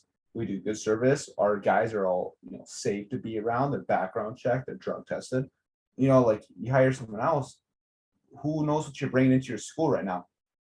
Bro, just Yeah. bro, just cater food to the school board. They'll fucking every time like they'll use you. Hey, Like what, Luckily- Luckily for me, like I said, $300? I'm president. I mean, I'm friends with the principals of the one school district, so I shouldn't have any Yeah. problem. I know people on the school board there, and then the other school district that's close to me, I know tons of people who work there. Like I said, and I know the security guard. I know pretty much everybody there too. Once know one what- school you know what I uses you, do? they all will start using you. They talk a lot, like school to school. They'll talk a Actually, lot. the principal all- I'm friends with actually already was once a book aside from me in August for girls softball team or something. But See, here's Yeah. the thing too, though. Like I end up can charge more because I have all the shit. So I could tell them straight out, listen, you'll save the little amount of more money it'll cost you to rent from me. You'll have to deal with one delivery crew, one setup time, and like one delivery fee. So you're saving more money. At the end of the day, you're saving time, money, and effort because I got everything. And then just talking to schools like that, I get a lot of different stuff. Because at the end of the day, like people don't want to deal with all like 4 different headaches, 4 different stuff like that. They like your customer service. That's a real big killer for schools. Like it's a really big Gene, benefit. I'm led to believe that there's literally nobody in your area running Facebook ads, or I'm sorry, running Google ads. Oh, absolutely not. Yeah, no. Bro, the units you have to compete with, like, there's going to be a very, if you get like an IO or something of that nature, like a good website, because that guy, I mean, the website was just kind of, I just signed up. You for that won't. tonight. you will dominate. Like, Well, if yeah, you have what- that drive, you will. I have it. crush What it. city are you in, Crush Gene? it. What's that? What city are you in? I'm in Cape May Courthouse, technically. Yeah, there's not a single person running Google ads. No, there's And- only one legit. There's only one legit company. And then And his yeah, units the are, first one is Russ Rents. The second one is SJ Bouncers, South Jersey. Yeah, And I then don't think they have permits or insurance or anything like that. They're very big. there's Party Hoppers. There's a couple. They're very small. Very. Yeah, so that's what I'm saying, where it's like it's higher than us barrier of entry, but oh my god, like any of us that are already established would give our right arm to have. yes. Yeah, Even if you have new units, like just posting the pictures, they're gonna be like, man, like you can tell, like, I mean, that guy looks like he does more tents and tables and chairs and stuff. Like, Right. you get new units in there, you're gonna just. Right. So You're in the end, I would going back and forth with this legal, not legal deal, right? Trying to figure out how I'm going to start this. Eventually, I was going to be legit regardless, but just trying to figure out if it's Yeah. paid to waste all this money. What was I going to say? iPhone 5, where you located at? iPhone 5. Is that me? I Yeah. think that's me, huh? Yeah, that's you. Yeah. Yeah. I'm in Dalton, Georgia. Oh, Georgia. Yeah. I'm in South Atlanta. Really? Yeah. Yeah. There's a lot of competition in Atlanta. Yeah. A Yeah. lot of competition. Yeah. I was just trying to see where you was. I'm coming for you. Nah. Atlanta's so big. You guys are like 4 hours apart, even though I'm only 4 hours away from David. It's No, a I'm lot an of hour. different parts of Atlanta. Let's say Atlanta, Yeah. but it's like First time I ever took my wife through there, long time ago. I had a business trip there. I'm like, and she was I think she was pregnant with him, but I was like, "You're bored, dude. You're not doing anything. Just come with me." And we get into Buckhead, and she's like, "Damn, Atlanta is fucking big." I'm like, It's crazy, dude. I It's looked at her, I'm crazy. like, we aren't there yet. She's like, "Well, where the fuck are we?" I'm like, "This is like a suburb. Like this isn't even." Yeah. Atlanta's nuts, dude. yeah, I'm like 20 miles south of the actual city of Atlanta. I'm like 30 miles south of Atlanta. I'm in like McDonough, Georgia, the suburbs. I know exactly. Yeah, I know exactly where. Is I used to. the biggest ones in Atlanta, right? You have ATL Bounce House, which just started, and then you guys have Jumptastic. The Jumptastics, I know about them. Yeah, they're a monster. They're huge. It's another big one that just bounced. That I guess in the last year they called Just Bounce ATL, and then I'm mad because that's our name. Our name is Just Bounce Inflatables. I'm like, Go check that. I got a review. I got a review from them. And you know what I'm saying? They gave a 5-star review, so I ain't say nothing about it. I was like, okay. But I know I didn't set that unit up. That's not my unit. Yeah, but I mean Atlanta, like, so I just made a YouTube video and it was just like me talking. But like while I was talking, like it just Atlanta popped in my head because it's like the closest major city to me, like whatever. And I was like, what I was talking about was kind of what we're on topic, where there's a bunch of little guys that all operate, kind of down at the bottom, and then there'll be one or two big dogs that kind of depending on the area. And Atlanta popped in my head because I knew those two. I knew ATL Bounce House and I knew Jumptastic. And then, but what I was saying was like those big companies like that, they leave so many scraps around that just shit they don't want to deal with, or their price was too high, their delivery fees too high, that it makes the market to where the little guys can start, and then the better job you do at being an entrepreneur is how you turn into the big dog eventually, because enough scraps come off of the big company and eventually the owner gets tired, right? And then there makes a lot more scraps coming off, and then that's when you can eat and get up the mountain. Yeah. Because I actually work for like a freight company. I work for YRC, and we deliver inflatables to Jumptastic all the time. And I'm like, that's You a truck driver? Well, I'm a manager. Okay. I'm a manager dispatch. I'm a dispatch manager. Okay. I drive for Southeastern Freight. Yeah. Yeah. So yeah, and I'll be looking at all the units that's coming to Jumptastic, and that was before I actually got into the business. But now that I know, I'm like, so whenever I see a bounce house come through, I'm looking like, who that bounce house going? That's cool. It's crazy. But yeah, Jumptastic, they do a lot of business. They're one of the number one bounce houses in Atlanta right now. They really don't have that many slides though. Like they got a ton of like combos and obstacle courses, but the slides don't look like they have that many. They mainly focus on North Atlanta though. So I'm in the South Side, so I don't have to really worry about them that much. That's because I'm like 30 minutes from Chattanooga. So I'm like, my main area is Calhoun, Dalton, like North Georgia, like Chatsworth. Chattanooga. I don't even go. I do service Chattanooga a little bit, but I don't like doing it. No. I had a consulting call the other day with a guy from Chattanooga. Yeah, I got people trying to snitch, saying that I ain't got like all my stuff for running in Tennessee and all this. So Tennessee. That's fun. Yeah, you already know who it is too, so I ain't gonna say shit. But I don't know. What you're Nothing.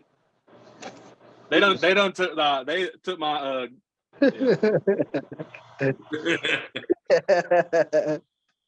Oh, that's funny. Hey, Nick. Yeah, go ahead. That girl Emily that was in here, was she from Sun Fun? Yeah, she's like the sales manager, or this main like. Is that the combo you just did an unboxing and a review on the other day or today or something? Yes. Yep. Just barely posted that. Because she said they're working on getting New Jersey and Pennsylvania certified. I'm like, okay, that's cool. Yeah. Is I don't think Emily, no, not in here anymore. She left. Yeah. They jumped into the market. They have and I wish Emily is still in there because she can tell a way better story than I can on this. But they've been operating. They've been selling, that lower end stuff that we can't rent, that whatever semi-commercial. and then they've been manufacturing commercial as well for kind of third parties. So people that are white labeling stuff and selling it on Amazon. And so basically, Emily kind of talked them into, kind of going big time and producing for people like us. And then so they just launched this year, but they've been producing units that are the same quality for a long time. So it's a new company to us, but it's not a new, like they're not new to the whole game. Whether or not those units have longevity, right? They're the ones that are going to decide that, because that their units are going out, and like my water slides 3 times, the combo hasn't been yet. So we'll see on all of that. But if they can get New Jersey certified, I mean, I've only done the eyeball test, on the videos that you guys saw, but it was like, there was definitely nothing wrong with it. There's definitely nothing, no corners cut, and the price is really, really good. So Is Jump Orange New Jersey certified? They have some units, yeah. Their combos are amazing. One person roll, easy. I can't say enough good stuff about them. where are all the warehouses? Because in Jersey, they're like, dude, that's a long Tent Table's the closest place, and that's up by Justin. I was about to say, tent table like the closest to you. Yeah, 'cause They don't really excite me with their inflatables. no, I they're like very, they're very utilitarian.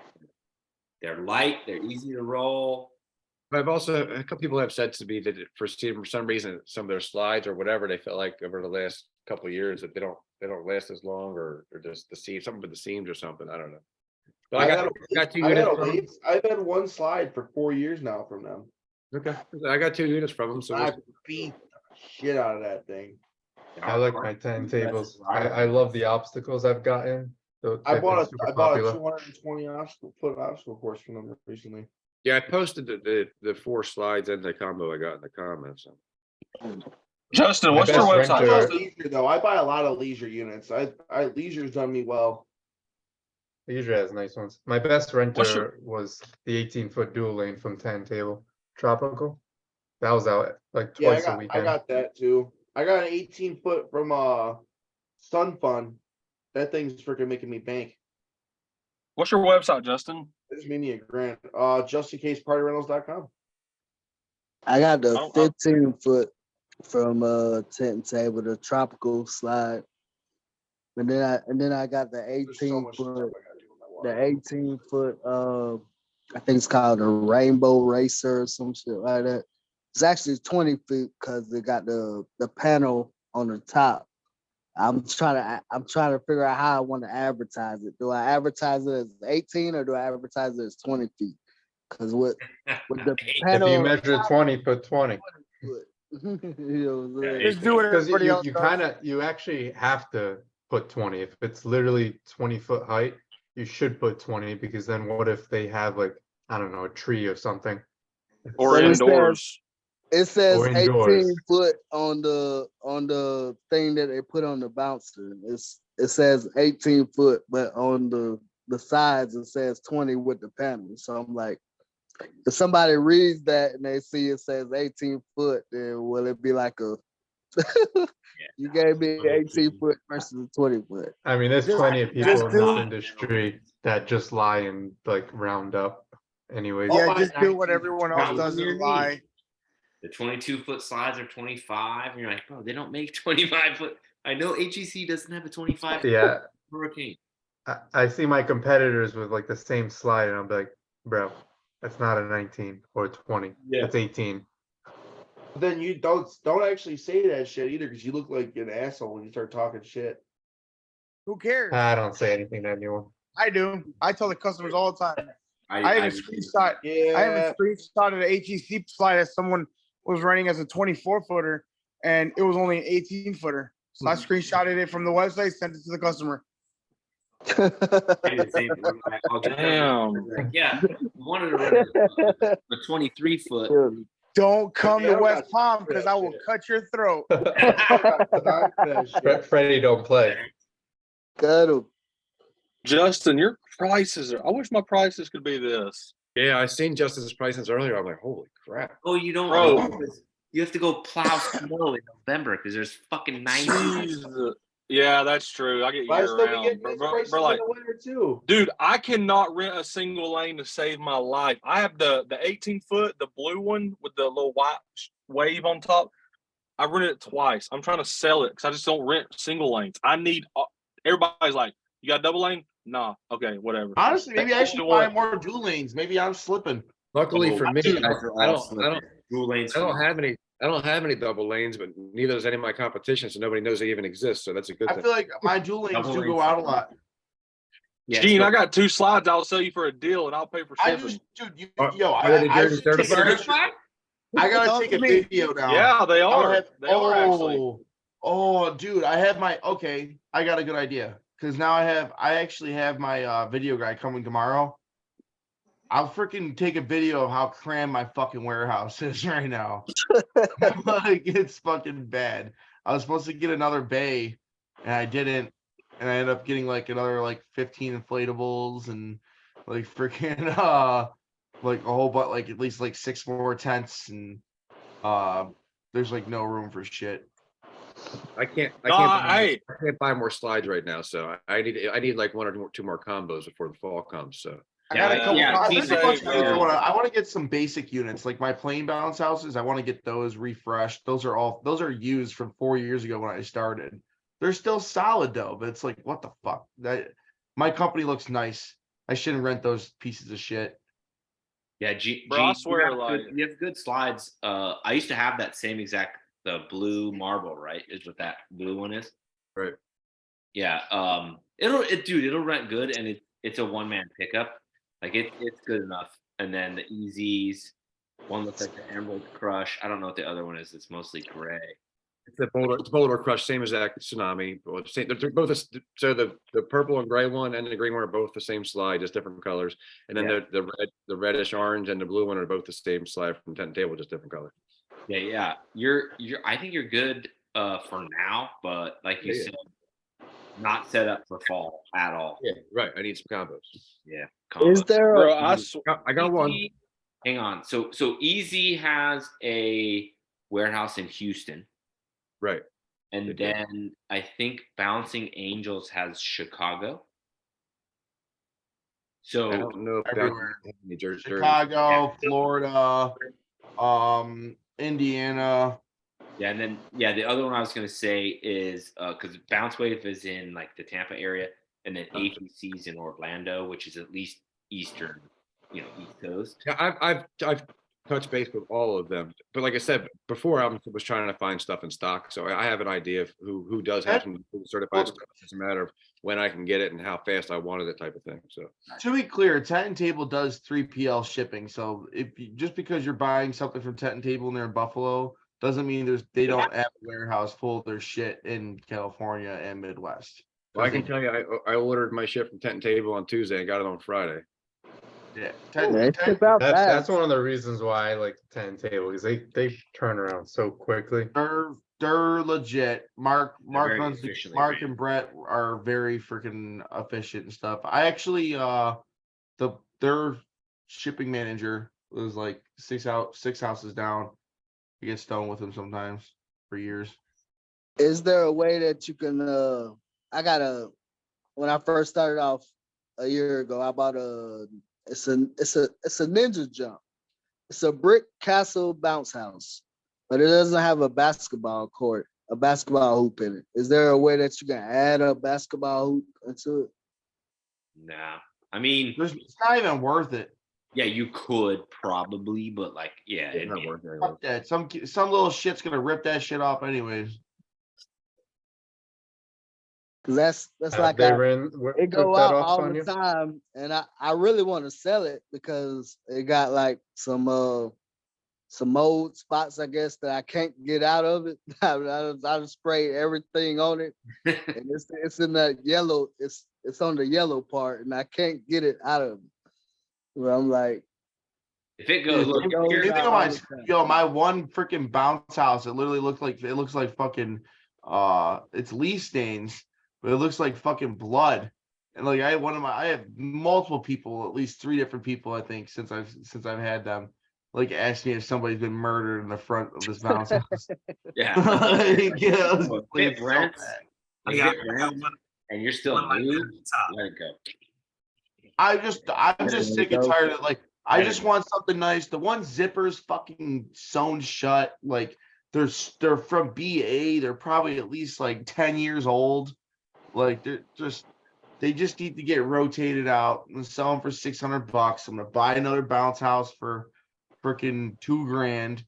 I'm gonna rent it out for freaking That's even the game, bro. That's not rotate no more. huh? And anyone else have that fire Yes. truck from Leisure? Me, the fire truck? Oh I know yeah. somebody that has it. That thing's incredible looking. When Oh, I I finally love actually that. open it up, I got that one. that's I got my the police best one. looking. That's like the best looking combo I have. Oh, dude, I got some seriously good ideas coming for some of the stuff going on at Just In Case Party Rentals. And maybe I'll franchise it to you guys later on. Just in But case partners.com. Apply now. Nothing. I was just He was making fun of you. No, I'm just kidding. Oh, it's funny. I only got 5 units. In case. My But wife. Nick, I like Rose Doll, Nick. I'm thinking about buying a electric Dolly- one from Rose Jolly Doll. Dolly. yeah, he's in. It's right in Buy a Macon. Jolly Dolly. I He's didn't in know it was so Louisiana. That's a close. long fucking way away. Okay. Yeah. Just I'm bounce, kidding, you- dude. He's in South Georgia. Just bounce. Is this for 2025 season? I Morning. got my Jerry daughter. Shepherd coming in soon. I'm her friend. Me and It's just- Virginia. Bro, Should I It's put it in the gonna take battle? 2025 before you get into me. Yeah, it legit will probably show up 2025. He has my cell Yeah. phone. No lie. I have I my was phone. supposed to get mine in February, and I got mine 2 weeks ago. I got a cousin that That's also what does happens it, when I and talk she just bought. She just went down there. I guess somebody bailed out on their order. She got one of the manual dollies from them, but I didn't know they were so close to me. So I'm like, I might need to go ahead and go Well, with Rose. like, here's what's gonna happen, bro. Like, you're gonna baby it, and like it's like it is your child. The first person you hire is going to be throwing it in every fucking direction possible. It's egregious. So they are going to break something. Period. End of story. Whether it breaks or they break it.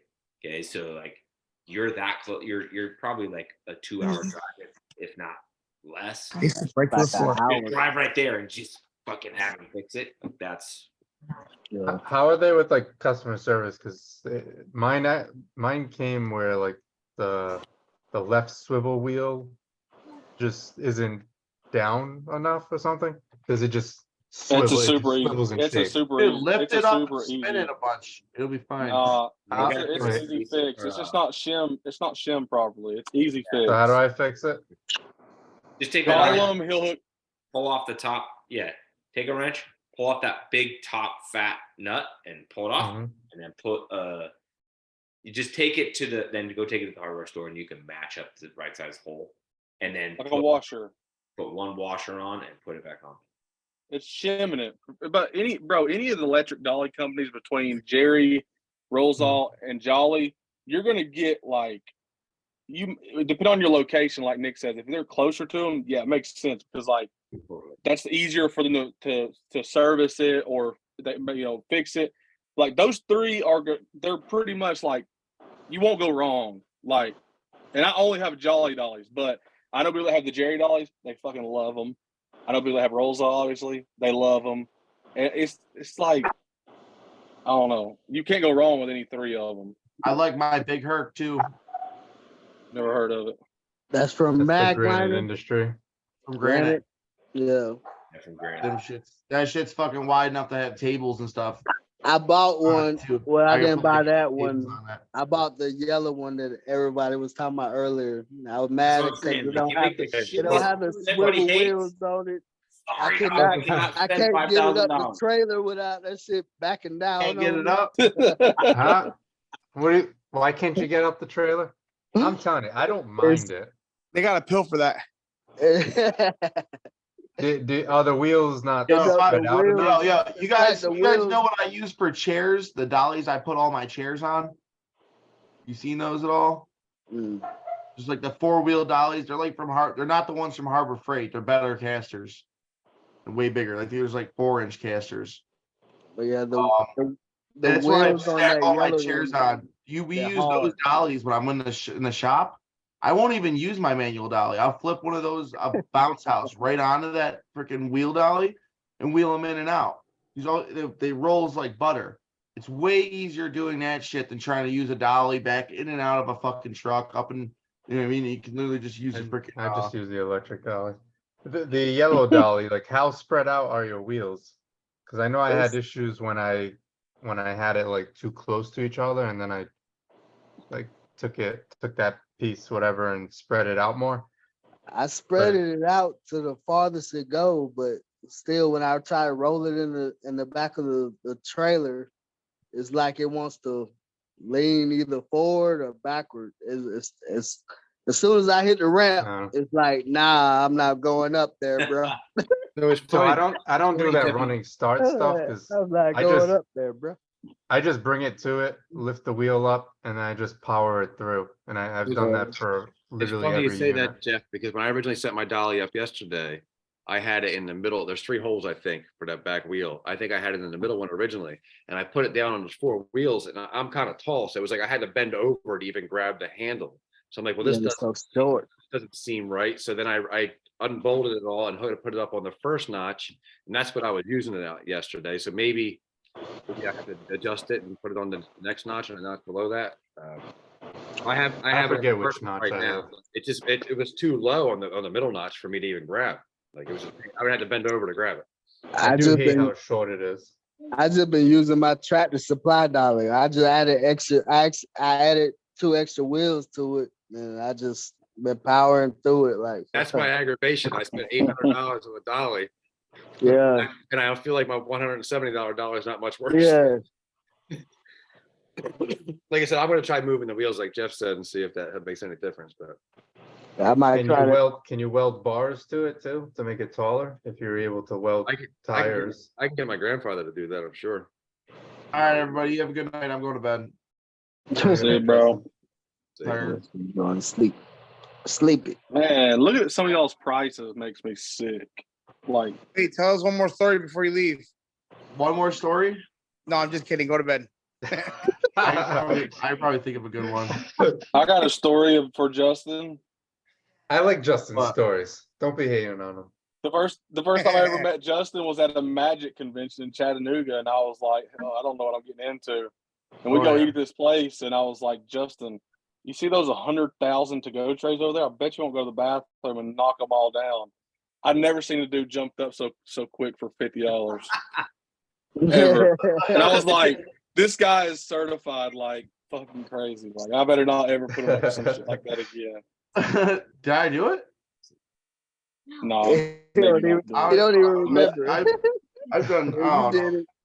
You did it. I've done worse. I don't know what's honestly crazy fucking shit happens in this industry all the time. I remember one time I put this obstacle course up, and I literally just got the whole fucking thing. It's like a 4-piece obstacle, and we're like, it was just 2 guys, and we just got everything blown up, and literally the fucking wind was so bad it took the obstacle in the air and flipped it before we could stake it. We just canceled the event. We're like, yeah, we can't. It's too windy out here. We told our boss what happened. It was just fucking nuts. You followed your man. There's this other time that I was in PA, and I freaking there was this. It's like a giant. This obstacle was wild. It's like a play area, but for adults, and a giant climbing rock wall type thing, like tower. You can climb in. You can sit up there and shit too. And there's like a basketball net on one end and on the other end, and then there's like a giant twister and stuff in the middle and stuff. Or it was just this giant fucking like 3-piece inflatable you put together for large events in colleges. And then I checked in, inflatable, everything. There was a kid sleeping up top. I shut that shit off. We fucking You just freaking just like see him freaking like start scrambling and freaking fall off the top. Freaking, it was nuts. So, you know, like, oh, music is arts. 2 years ago, I caught fucking two people fucking in my one bounce house. It was I turned it off on them. Freaking, I don't know. There's just wild. I just be running into mad shit doing this stuff, dude. It just sucks. I never got bit by a dog or anything, which is wild. And I've never been with anybody that really has been bit by a dog or anything. And it's nuts too, because like some of my workers are fucking definitely afraid of dogs. And I literally just like, I don't know whose dog it is or anything. And it's just I like, don't oh, fuck with dogs. it's friendly, stick my hand right near it. You know what I mean? Like, I don't care at Yeah, all. I love I dogs. genuinely like dogs. I don't love dogs, but like I I fucking genuinely hate them. Oh, I love dogs. Yeah, like I hate dogs. I just hate when you go to the rental and they got dog shit everywhere. You like, Oh, bro, I will sit there Uh, and be like, listen, we're gonna run cords and this blower and stuff. You're on poop duty real quick, well, or else we can't blow this up. I didn't know. Like you don't want your yard to become a poop slurry with this water slide. I think I I didn't know posted how this. to explain it to the lady. I was like, there's dog feces. Okay, clean this. He was I- like, what? I said, posted this in one of the groups this weekend. I had literally dog shit. my first legit rental, and I get there, I get the unit set up, getting ready to walk off the property, and there's a lab on the water slide before I even walk off the property. And then when I get back to pick it up, there's dog shit on my tarp. Yeah, like that. Like this was the intention of the evening. Like these kind of stories. Like let's get them out in the open. My first rental, dog on the slide. I get back, dog shit. mhm. Yeah, you can't go. Dude, my- wrong. I actually had I had a talk that had shit on it. I went to go set it up at this really nice house, and little did I know they lived near like a farm that just put manure down. So I'm like, oh my God, am I smelling like shit or did I like step on it? And I go to unroll the tarp and there's like a big wad of shit in there from like, I guess one of my crews did that. And I'm like, I quickly unroll. I quickly roll. I'm like, this tarp's kind of dirty. Let me go grab another before they looked at it. But it was a massive shit. And when I told my buddy who's the driver, he's like, oh yeah, they had like 4 massive dogs. Yep, that was definitely it. Oh, dude, Damn, that's guys. terrible. I'm like, you just have to just look for, large Oh, objects and especially shit. Oh, this dude worked for me for 3 fucking years. I just fired him this week too. Then I found out this after, but I just went and set up a fucking obstacle course covered in leaves, soaking wet, disgusting. Oh, God. $2,000 job. I had fucking 3 different obstacles I could have put out, but I brought this one because it's what they ordered. And I was so fucking mad. Like, I hate for Memorial Day, I had a unit get a hole chewed in it by a dog, and another unit got chewed on the netting, the wire to the blower, and the wire to the drop cord. Like I had So a what'd you fucking do? terrible. because you hate dogs. What'd you do in that situation? Were you Yeah, the what'd one you that do? commented? Were you the one I that didn't- commented on my post about how much you hate dogs on Facebook? No, probably, but it wasn't me. I Somebody called Nick did. because I was about to charge him for it, and then Nick was like, "Look, realistically, what are you gonna go do?" I said, "On the one with the hole chewed in it, it was about a finger hole size. I put a patch on it, cost me no money." The dude was pretty cool. He told me straight up, "I was like, look, I think my dog got a hold of it while we were eating. I'm sorry." I didn't charge him nothing because and Nick was like, "Calm down. Are you going to charge the guy extra $100 to fix something that's going to cost you no money and lose his business, or are you just going to patch it and say, hey man, I got it covered. Just use this next time and get another $300, $400, or $500 rental off of them." Same thing with the blower. I mean, I can go buy in for a blower for like $10. I mean, I just told him, I made a note on it in the booking system. It was like dogs chewed on equipment. So I know next time, like, hey, we're going to set this up, don't let the dogs around it, or, you know what I'm saying? Just make a note. Because at the end of the day, like, a lot of these people will be like, you know what? They didn't, and I tell them straight up, I'm like, look, the dog did $300 worth of damage, but I'm not going to charge you for it. I'll cover it because I understand, you're having a party for Memorial Day. You can't look after everything, but I'll cover it. I just, we just need to kind of be cautious of it next time. And they'll be like so thankful for it. So that's kind of like, Nick taught me that real quick. Like, well, charge them $100 or get their business next time. You trying to take over the world like Nick? Is that why? Fuck yeah, dude! I went from 4 inflatables last year, now I got 30. Like hell yeah, I'm trying to take the world over. Bro, you sound just like me. It's literally what I did. I mean, I'm trying to make money. Like, I'm trying to make I mean, money, I got- but these rain, like literally, I look at the forecast right now. dude, fuck the rain. It's gonna The get next wet 15 anyways. Who days, cares? the next 15 days is all rain and I got customers care. I don't Set it up. care. The customers care. My customers don't We give a had shit. we had like 15 cancellations last week. Hey, this weekend's probably gonna be listen, Kevin, use it as a pitch point. Say, hey, guess what? It's gonna rain. You don't have to use your water and have a high water bill. The rain's gonna wet the slide for you. That's yeah, what it's you like tell them. 60-degree weathers. I'm in the Northeast. It's not like never mind. water And I'm slide. in the Northeast, dude. To be clear, I'm putting out bounce houses that aren't wet and saying have fun. It'll be slippery. The only unit that I refuse to set up, like if it rains, is the that rock climb slide, the 40-foot obstacle from 10 table, because that shit can be dangerous trying to climb that. My guys have to deal with it, and I don't. They get I'm paid just good. like, They get paid good. first. Yeah. Worry about. I did convince the customer to get a water slide instead of that rock climb slide. And then that wet dry obstacle course that I normally charge extra for them to use wet, they just didn't need to be charged it because it was just raining the whole day. So it worked out in their You favor. should charge one price, wet or dry, or stuff like that. Justin, did you see my new slide? No, I got a good story. I think I forgot it though. Well, you were going to bed. I was gonna go to I bed. know, right? I It's caught my because Freddie second asked for a story. I got it. I forgot it. There's just so many fucking crazy shit that's happened to me over the years. Like, I think he's getting PTSD right now. You see that? I'm just trying to think. There's so many different things. There's certain ones I don't want to talk about. They're not meant for Nick's son. around here. Yeah, Nick's son right there.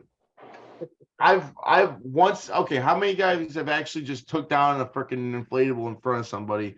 Like their whole kids were like 6 kids, 8 kids were jumping and everything. Told them to get out and just took it down. Anybody's done that before? Yes.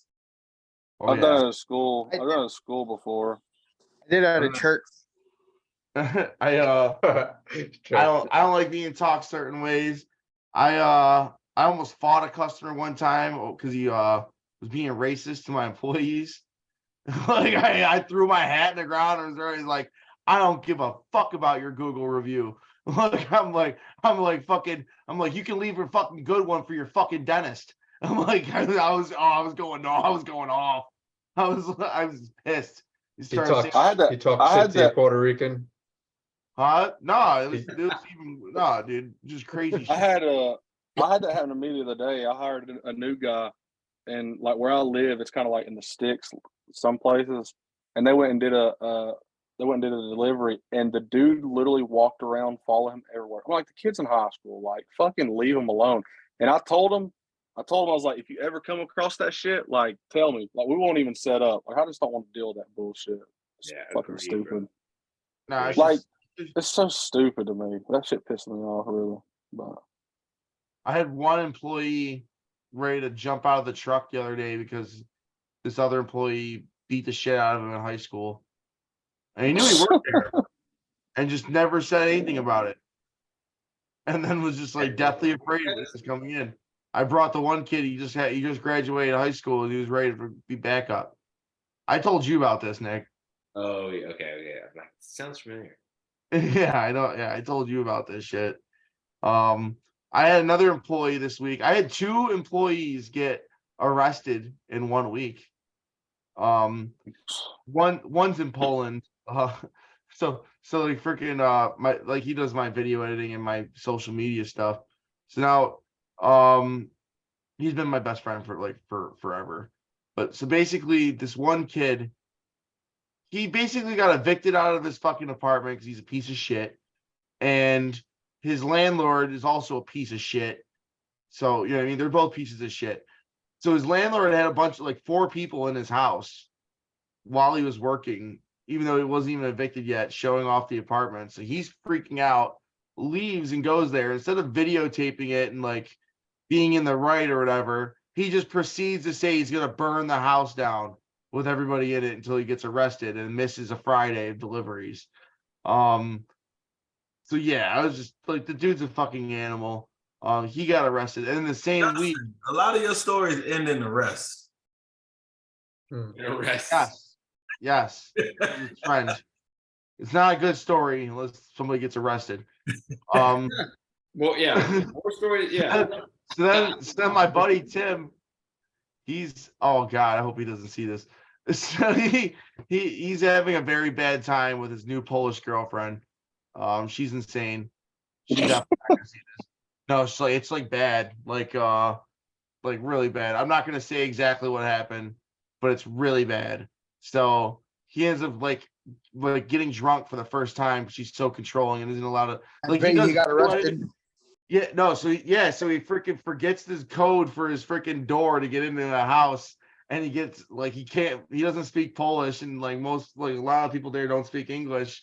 So this dude comes to the door because he's just banging on the door outside. It's an apartment building. This dude just comes to the door, opens the door, just pepper sprays it right in the fucking face. He fucking, it was I got a text message from him at like 3 a.m. saying he got pepper sprayed. And then like I called his mom. I was like, I don't know if he's in a Polish prison or like I don't know what's going on. Like he's Tim's an animal, but I've known him since the 2nd grade. So it's like he's like, you ever know one of those, like, you ever see work at a company and you like the boss, there's that one dude that works there and he knows the boss, and it's like he could like commit murder and can't do any wrong, he'll just never get fired or anything. They've known each other for so long or whatever. That'll probably always be Tim. Like I would never not let him come back or come here. I would always give him work. That's my buddy. Hey Nick, Yeah. change the topic. Have you seen that massive ass inflatable that CC Inflatables has been like throwing up? Like The space one? it is CC Inflatables. Like they just posted on their Facebook again. It's like Dude, white this thing, and blue. No. It looks like a log. It's like blue and it looks like brown underneath, like logs almost. Dude, this thing is like I don't even know how you would move it. It's not even possible by human strength. Dude, I like those bounce houses from Bounce Wave with the fucking canopies. Look sweet as fuck. No, bro, when I tell you like this slide, it like they did a video on it the other day. Can you bring it up and share it? Yeah. Look on I was gonna say look on here, I'm gonna tag you real quick. That way you can pull it up on here. On Facebook. Yeah, dude. I don't like who's gonna buy this thing? It There's a just guy- blows my mind. There's a guy 40 And- minutes from me. He has like 100 and some units, and he told me he has like a 37-foot slide with bro. an extended lane. He says like 1,800 pounds. He says. No. I have a 40-footer that I just bought, but this is like next level. Like this is like I don't even know who would buy this. Look, this is a stationary slide. You have a 40-foot slide or a 40-foot obstacle? I got it pulled up. I'll show you. Screen share. 40 Look, foot. that's the 27-foot tiki next to the 40-foot tall. It's like 130-foot long. But Fuck that. yeah, bro, $1,500 a pop. Shit, take Like it. your obstacle course, and then I would- stood like a. Yeah, I'm gonna do a video on it. I'm gonna do a video on it blowing up this weekend with me standing next to it. But like, I don't know. This is kind of blurry, but this is a dude like 6'2" standing next to it. Dog, Like it's Bro, you how need much is that one to ride piece? it to the How top. much does that one piece weigh? 800. That ain't bad. 8, you said? Yeah, it's HEC. It ain't bad. It's linerless. That's interesting. Not bad. Yeah, that shit's good, man. It's a 40-foot? 40-foot tall. Holy cow. Do you 800 realize? Okay, I just want to make this known, just so you know. When you go over a certain height in a water slide, it Mm-mm. becomes an False. amusement device. It does in New York State, at least. I talked to my insurance. He said no additional charge. Because when I bought the No. 27 I'm not talking about your insurance at all, brother. What you I'm about? talking about it becoming a hard ride needing to be inspected Like a every roller side coaster. set up by somebody from the state, which I'm almost positive a 40-foot fucking slide is gonna meet past that requirement, Not in whether Georgia. or not. So I would definitely look at it. I'm telling you right now. I mean, I got a Not in 27 Florida. footer, so I got a 27 footer, so I've never had Yeah, an that issue. one's also probably in that gray area. If you're over 17 feet for the freaking sitting platform in New York State, you have to have it inspected by a New York State inspector every time it's set Bro, up. places like Florida and Georgia, they don't give a. I mean, they probably at some point would. Georgia is They don't give Georgia a is where the fuck. National State Fair is. Where the National Fair is. Perry, Georgia? Yeah, They no. don't give a There's fuck. 100% a giant amusement. Like, Well, no. You don't. Robert has one that's 35 foot tall and it fucking launches you in the air and lands, and he don't have any type of shit like that. Okay, you were telling me. All I'm trying to say Bro, is his is like 1,800 fucking pounds just for the big half of it. It's stupid, bro. It's crazy. all I'm saying is you can get away with a lot of fucking things. I know companies that go fucking 20 years without even paying for insurance and shit like that. All I'm telling you is, as a friend, I need to do my due diligence and tell you that, because if you're gonna go on here and say that there doesn't need to be an inspection for that. I'm not saying there don't need to be, but I'm just saying I don't think they require it. I mean, I can Google it right now. I mean, Here's a question I got for you. I'm actually curious. Here's a question. Would you set that up on a non-grass surface? my biggest thing with setting up on concrete is I want to be able to at least get the tethers to grass. Right. I Okay. would not set that one up unless the tethers can reach grass. I've done it with my 27 footer, but I always have something to tie off to or be able to reach the grass or some way to stake. Right. So it's weird, dude. You're not supposed to tie off the things that are actually sturdy. You're like, in the design of the inflatable, you're actually supposed to tie up to something that actually has some give to it. So stakes can actually wiggle a little bit. Like posts, they're steady. There's actually supposed if you're in a gym, don't tie off to the wall, because if you ever get sued for whatever reason, and there's pictures and stuff, you didn't stand up to the manufacturer's guidelines. All right, guys. No, there's no wind in the gym. Unlike Justin, I'm going to bed. I'm just it doesn't have to Thanks be for clear, coming, the dude. stabilizers aren't there for wind. You realize that, right? Do you know the stabilizers aren't there for wind? That's who just said there's no wind in the Yes. gym. It was a joke, Justin. Oh, I yeah. know that. I know it was a joke. Like, those are for fat kids on one side. I'm a new guy. Educate me, because I'm thinking that's what they were. The long strap tethers. I thought that was. No, that's so when you're a fat dude and you lean to one side, it doesn't pull to that side. It Okay. does have a lot to do with wind too, though. It does. Like It does both, but definitely. it's mainly there to yeah. stabilize the unit from fucking too much weight going to one side.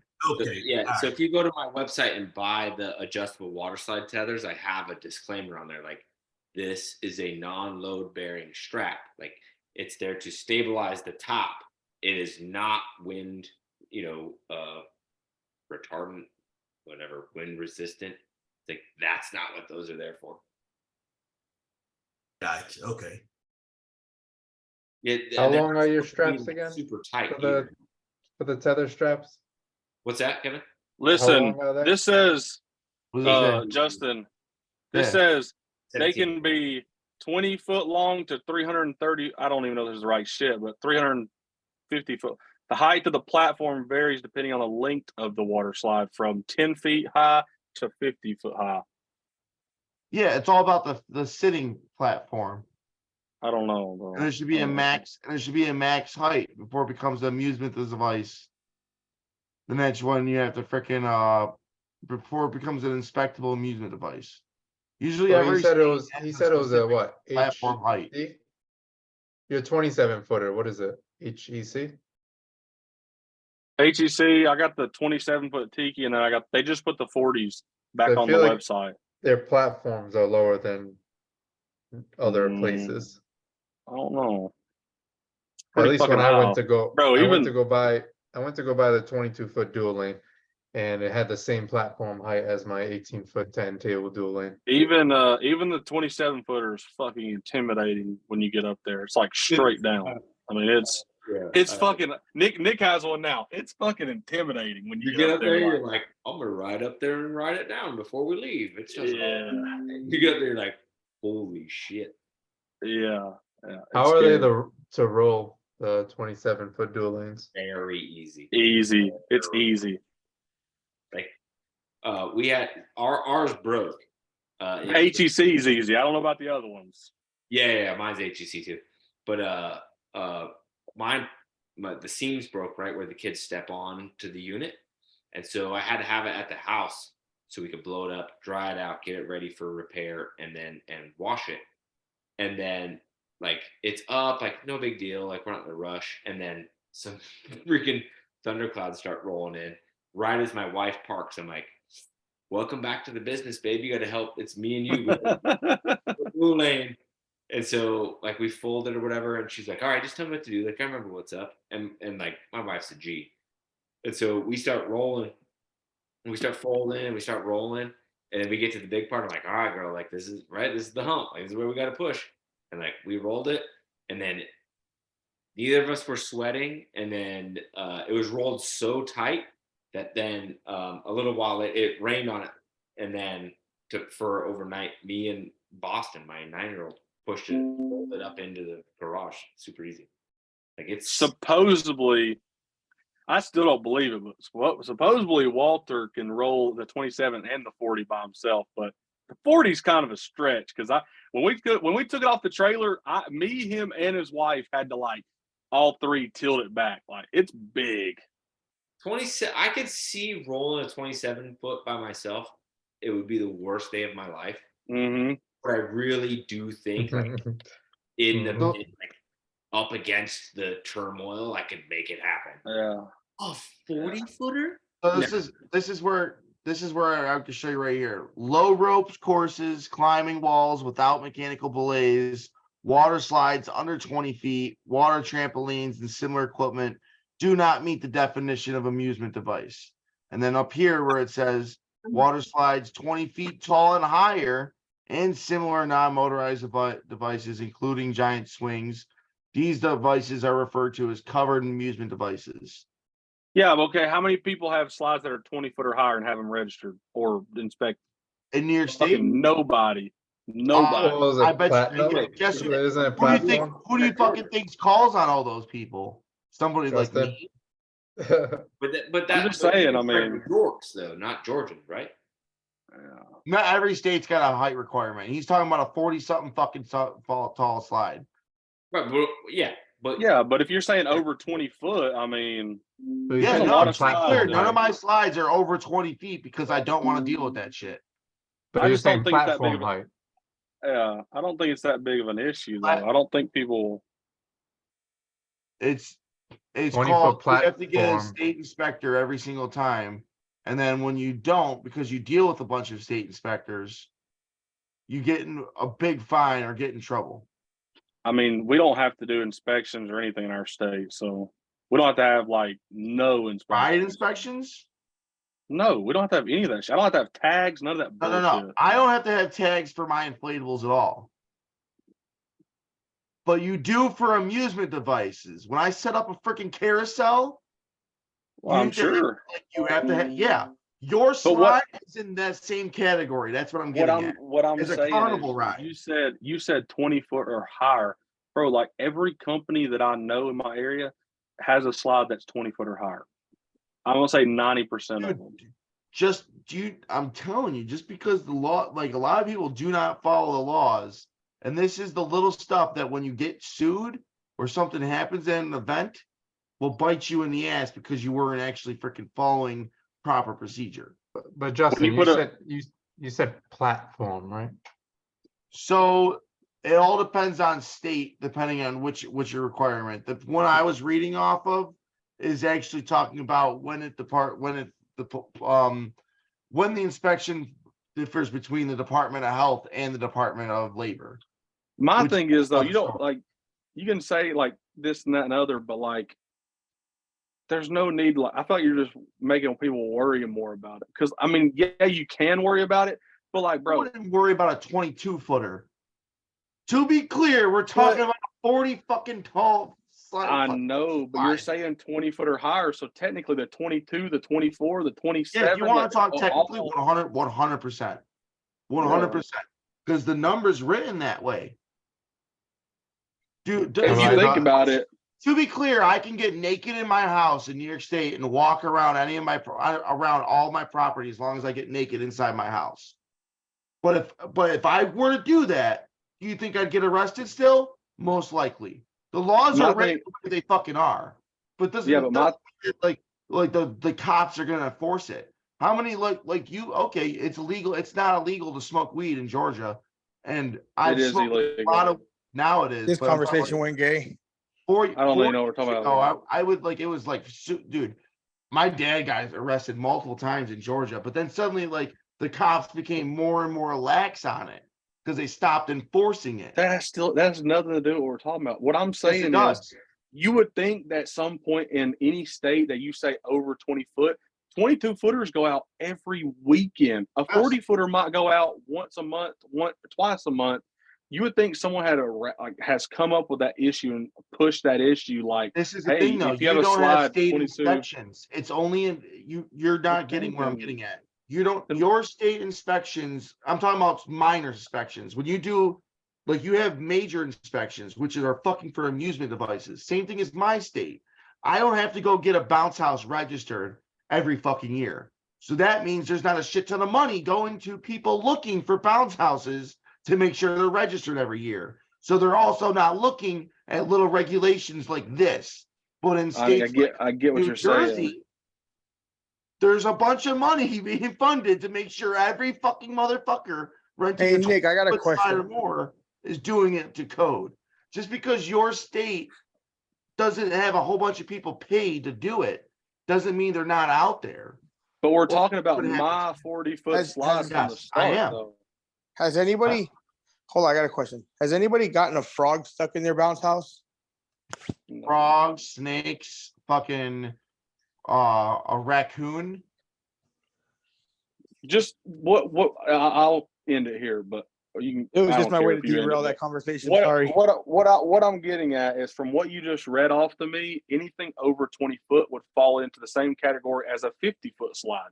So with Yes. the number of 22 foot, 24 foot, 27 foots out here in this world, nobody's ever said, "Hey, I just got hit this weekend for I needed to register it as a amusement or whatever you said the inspection was." I mean, you would think someone had that issue would It come has about. occurred. It only happens. I know if he's talking about platform height, there's not many companies like in my state that have units that big. Like it's probably like one or two in my state. Exactly. And it might be platform. Now, height. It actually is now platform like the actual height, 20 foot, yeah, I get it. But I think platform it's height, isn't that platform like height. a That's 30 foot, but 30 foot it's and not higher? written that way. Yeah. That's what's I weird. don't know. And then fucking That's different where the person inspectors will are actually weird. be. All you That's need where is the body is. at the end of the I day, do would you guys think it's understand how platform. inspections work? At the end of the day, you have a person who went to a training course. Now they're fucking inspector. They can take a paycheck from the fucking state. Now they're putting their inspection license on the line and the state on the line when they go out there and say something's approved and safe. Now, do you think I'm in and Florida, we don't most have of all these that. slides are safe and approved, and they're not going to go after that. And most of these people aren't even fucking educated about the law to the point where they even know that. But when you get into a situation where you're in fucking trouble, these are the minutia details that matter. And like when you like My question is, like, when you set up a slide or obstacle course, do you put a stake in every single 18 to 20 or 24-inch stake in every single stake point? yes, Do you put 150 pounds worth of sand on every single stake point every time you set up you on don't have to concrete? do 150 pounds. You have to do whatever the manufacturer tells you. I buy Most I of do them are 100 pounds. manufacturers. Yeah. Listen, I buy from manufacturers that don't want to over fucking kill on their fucking diagrams and stuff. But I don't really talk about that too much because certain manufacturers want to tell you to do ridiculous shit just to get you to not do it so they don't get sued for liability. Now you didn't set up a unit right. So no, I don't put 150 pounds. Technically, I only have to do 50, but I actually do 100 on most of them. I do 100 pounds. I hate it. On every single stake point. Every single stake point, I at least do, yeah. one stake Stake count. point has at least or one the stake anchor, count. like meaning, let's just say a regular 13 by Every 13, hook. they have eight rings, right? So you're putting 800 pounds, or you're putting 50 pounds on each. I'm putting, so if it's for example, if it's a fucking, I charge for sandbags. So the more sandbags I put out, I don't give a fuck. To be clear. Right, me too. Second of all, I like to do 2 in the corners. Like for an obstacle course, I would do 2 on like 100 pounds, 100 pounds in the corner. Let's No, keep only it simple. supposed to require 50. Then I would go 50. Then I would go 100 and then like alternate a little bit. But yeah. So let's go If simple. it's windy, I'm done. I'm just 100. Let's keep it simple. A 13 by 13 bounce house with eight Sandbags all day long. So 8 50-pound sandbags is where you're going. Okay. Yep. What about the rest of you guys? You do. I thought you said you only bought from manufacturers that were 50-pound sandbags.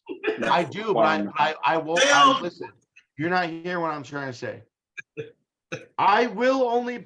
Just because I buy it because it says 50 pounds doesn't mean I always put 100 at least.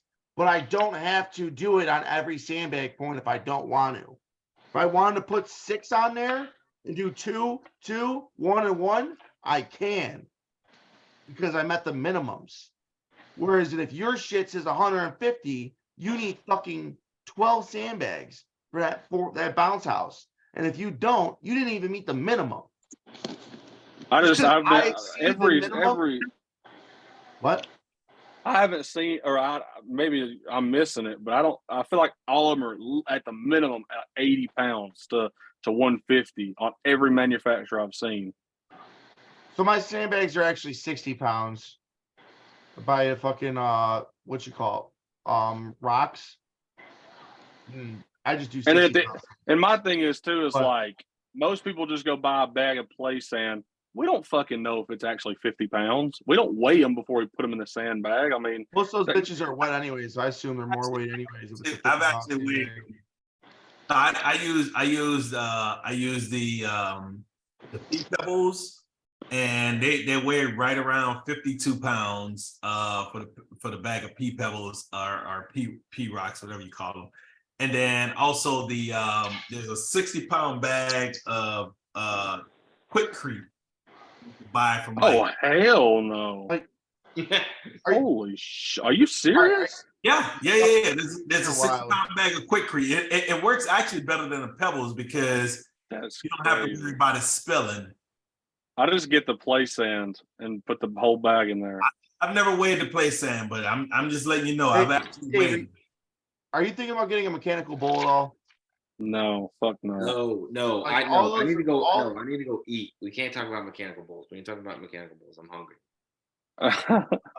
Because never. All that stuff is under the same stuff as amusement shit. That's why. Yeah, that's why I won't buy them or rock walls or any of that bullshit. I ain't buying none of that. Yeah, just look up 40 footers or 35 footers, like whatever the platform thing is in Georgia. See what happens. I would call an inspector anonymously. Hell no, that's like snitching on myself. That's like calling the cops about. Hey man, I got a pound of weed. Can I have this in my house? Beg for Like forgiveness. fuck no, we're coming to arrest you. Yeah, beg for forgiveness. 100%. All right, we gotta go. I gotta end the show. This is like an Hey, hour. what you about to eat, bro? So yeah, I'm gonna go get some chili. It's gonna be amazing. Who? Where you getting chili from? The fridge, bro. No, it was my wife's recipe, but I made it. Good stuff. All right, tell her she needs to bring it to Ayapa so we can taste it. She'll be there. All right. Later, guys. Love Thanks, you all. so Nick. Like and All right, guys. subscribe. Good night. Always. Thanks, See you everyone. guys later. Out Good. here. Just Boatman just got on. Justin, you can go to bed now. Yeah, Justin was supposed to go to bed a long I'm time not ago. gonna go to bed now. I'm fucking hyped.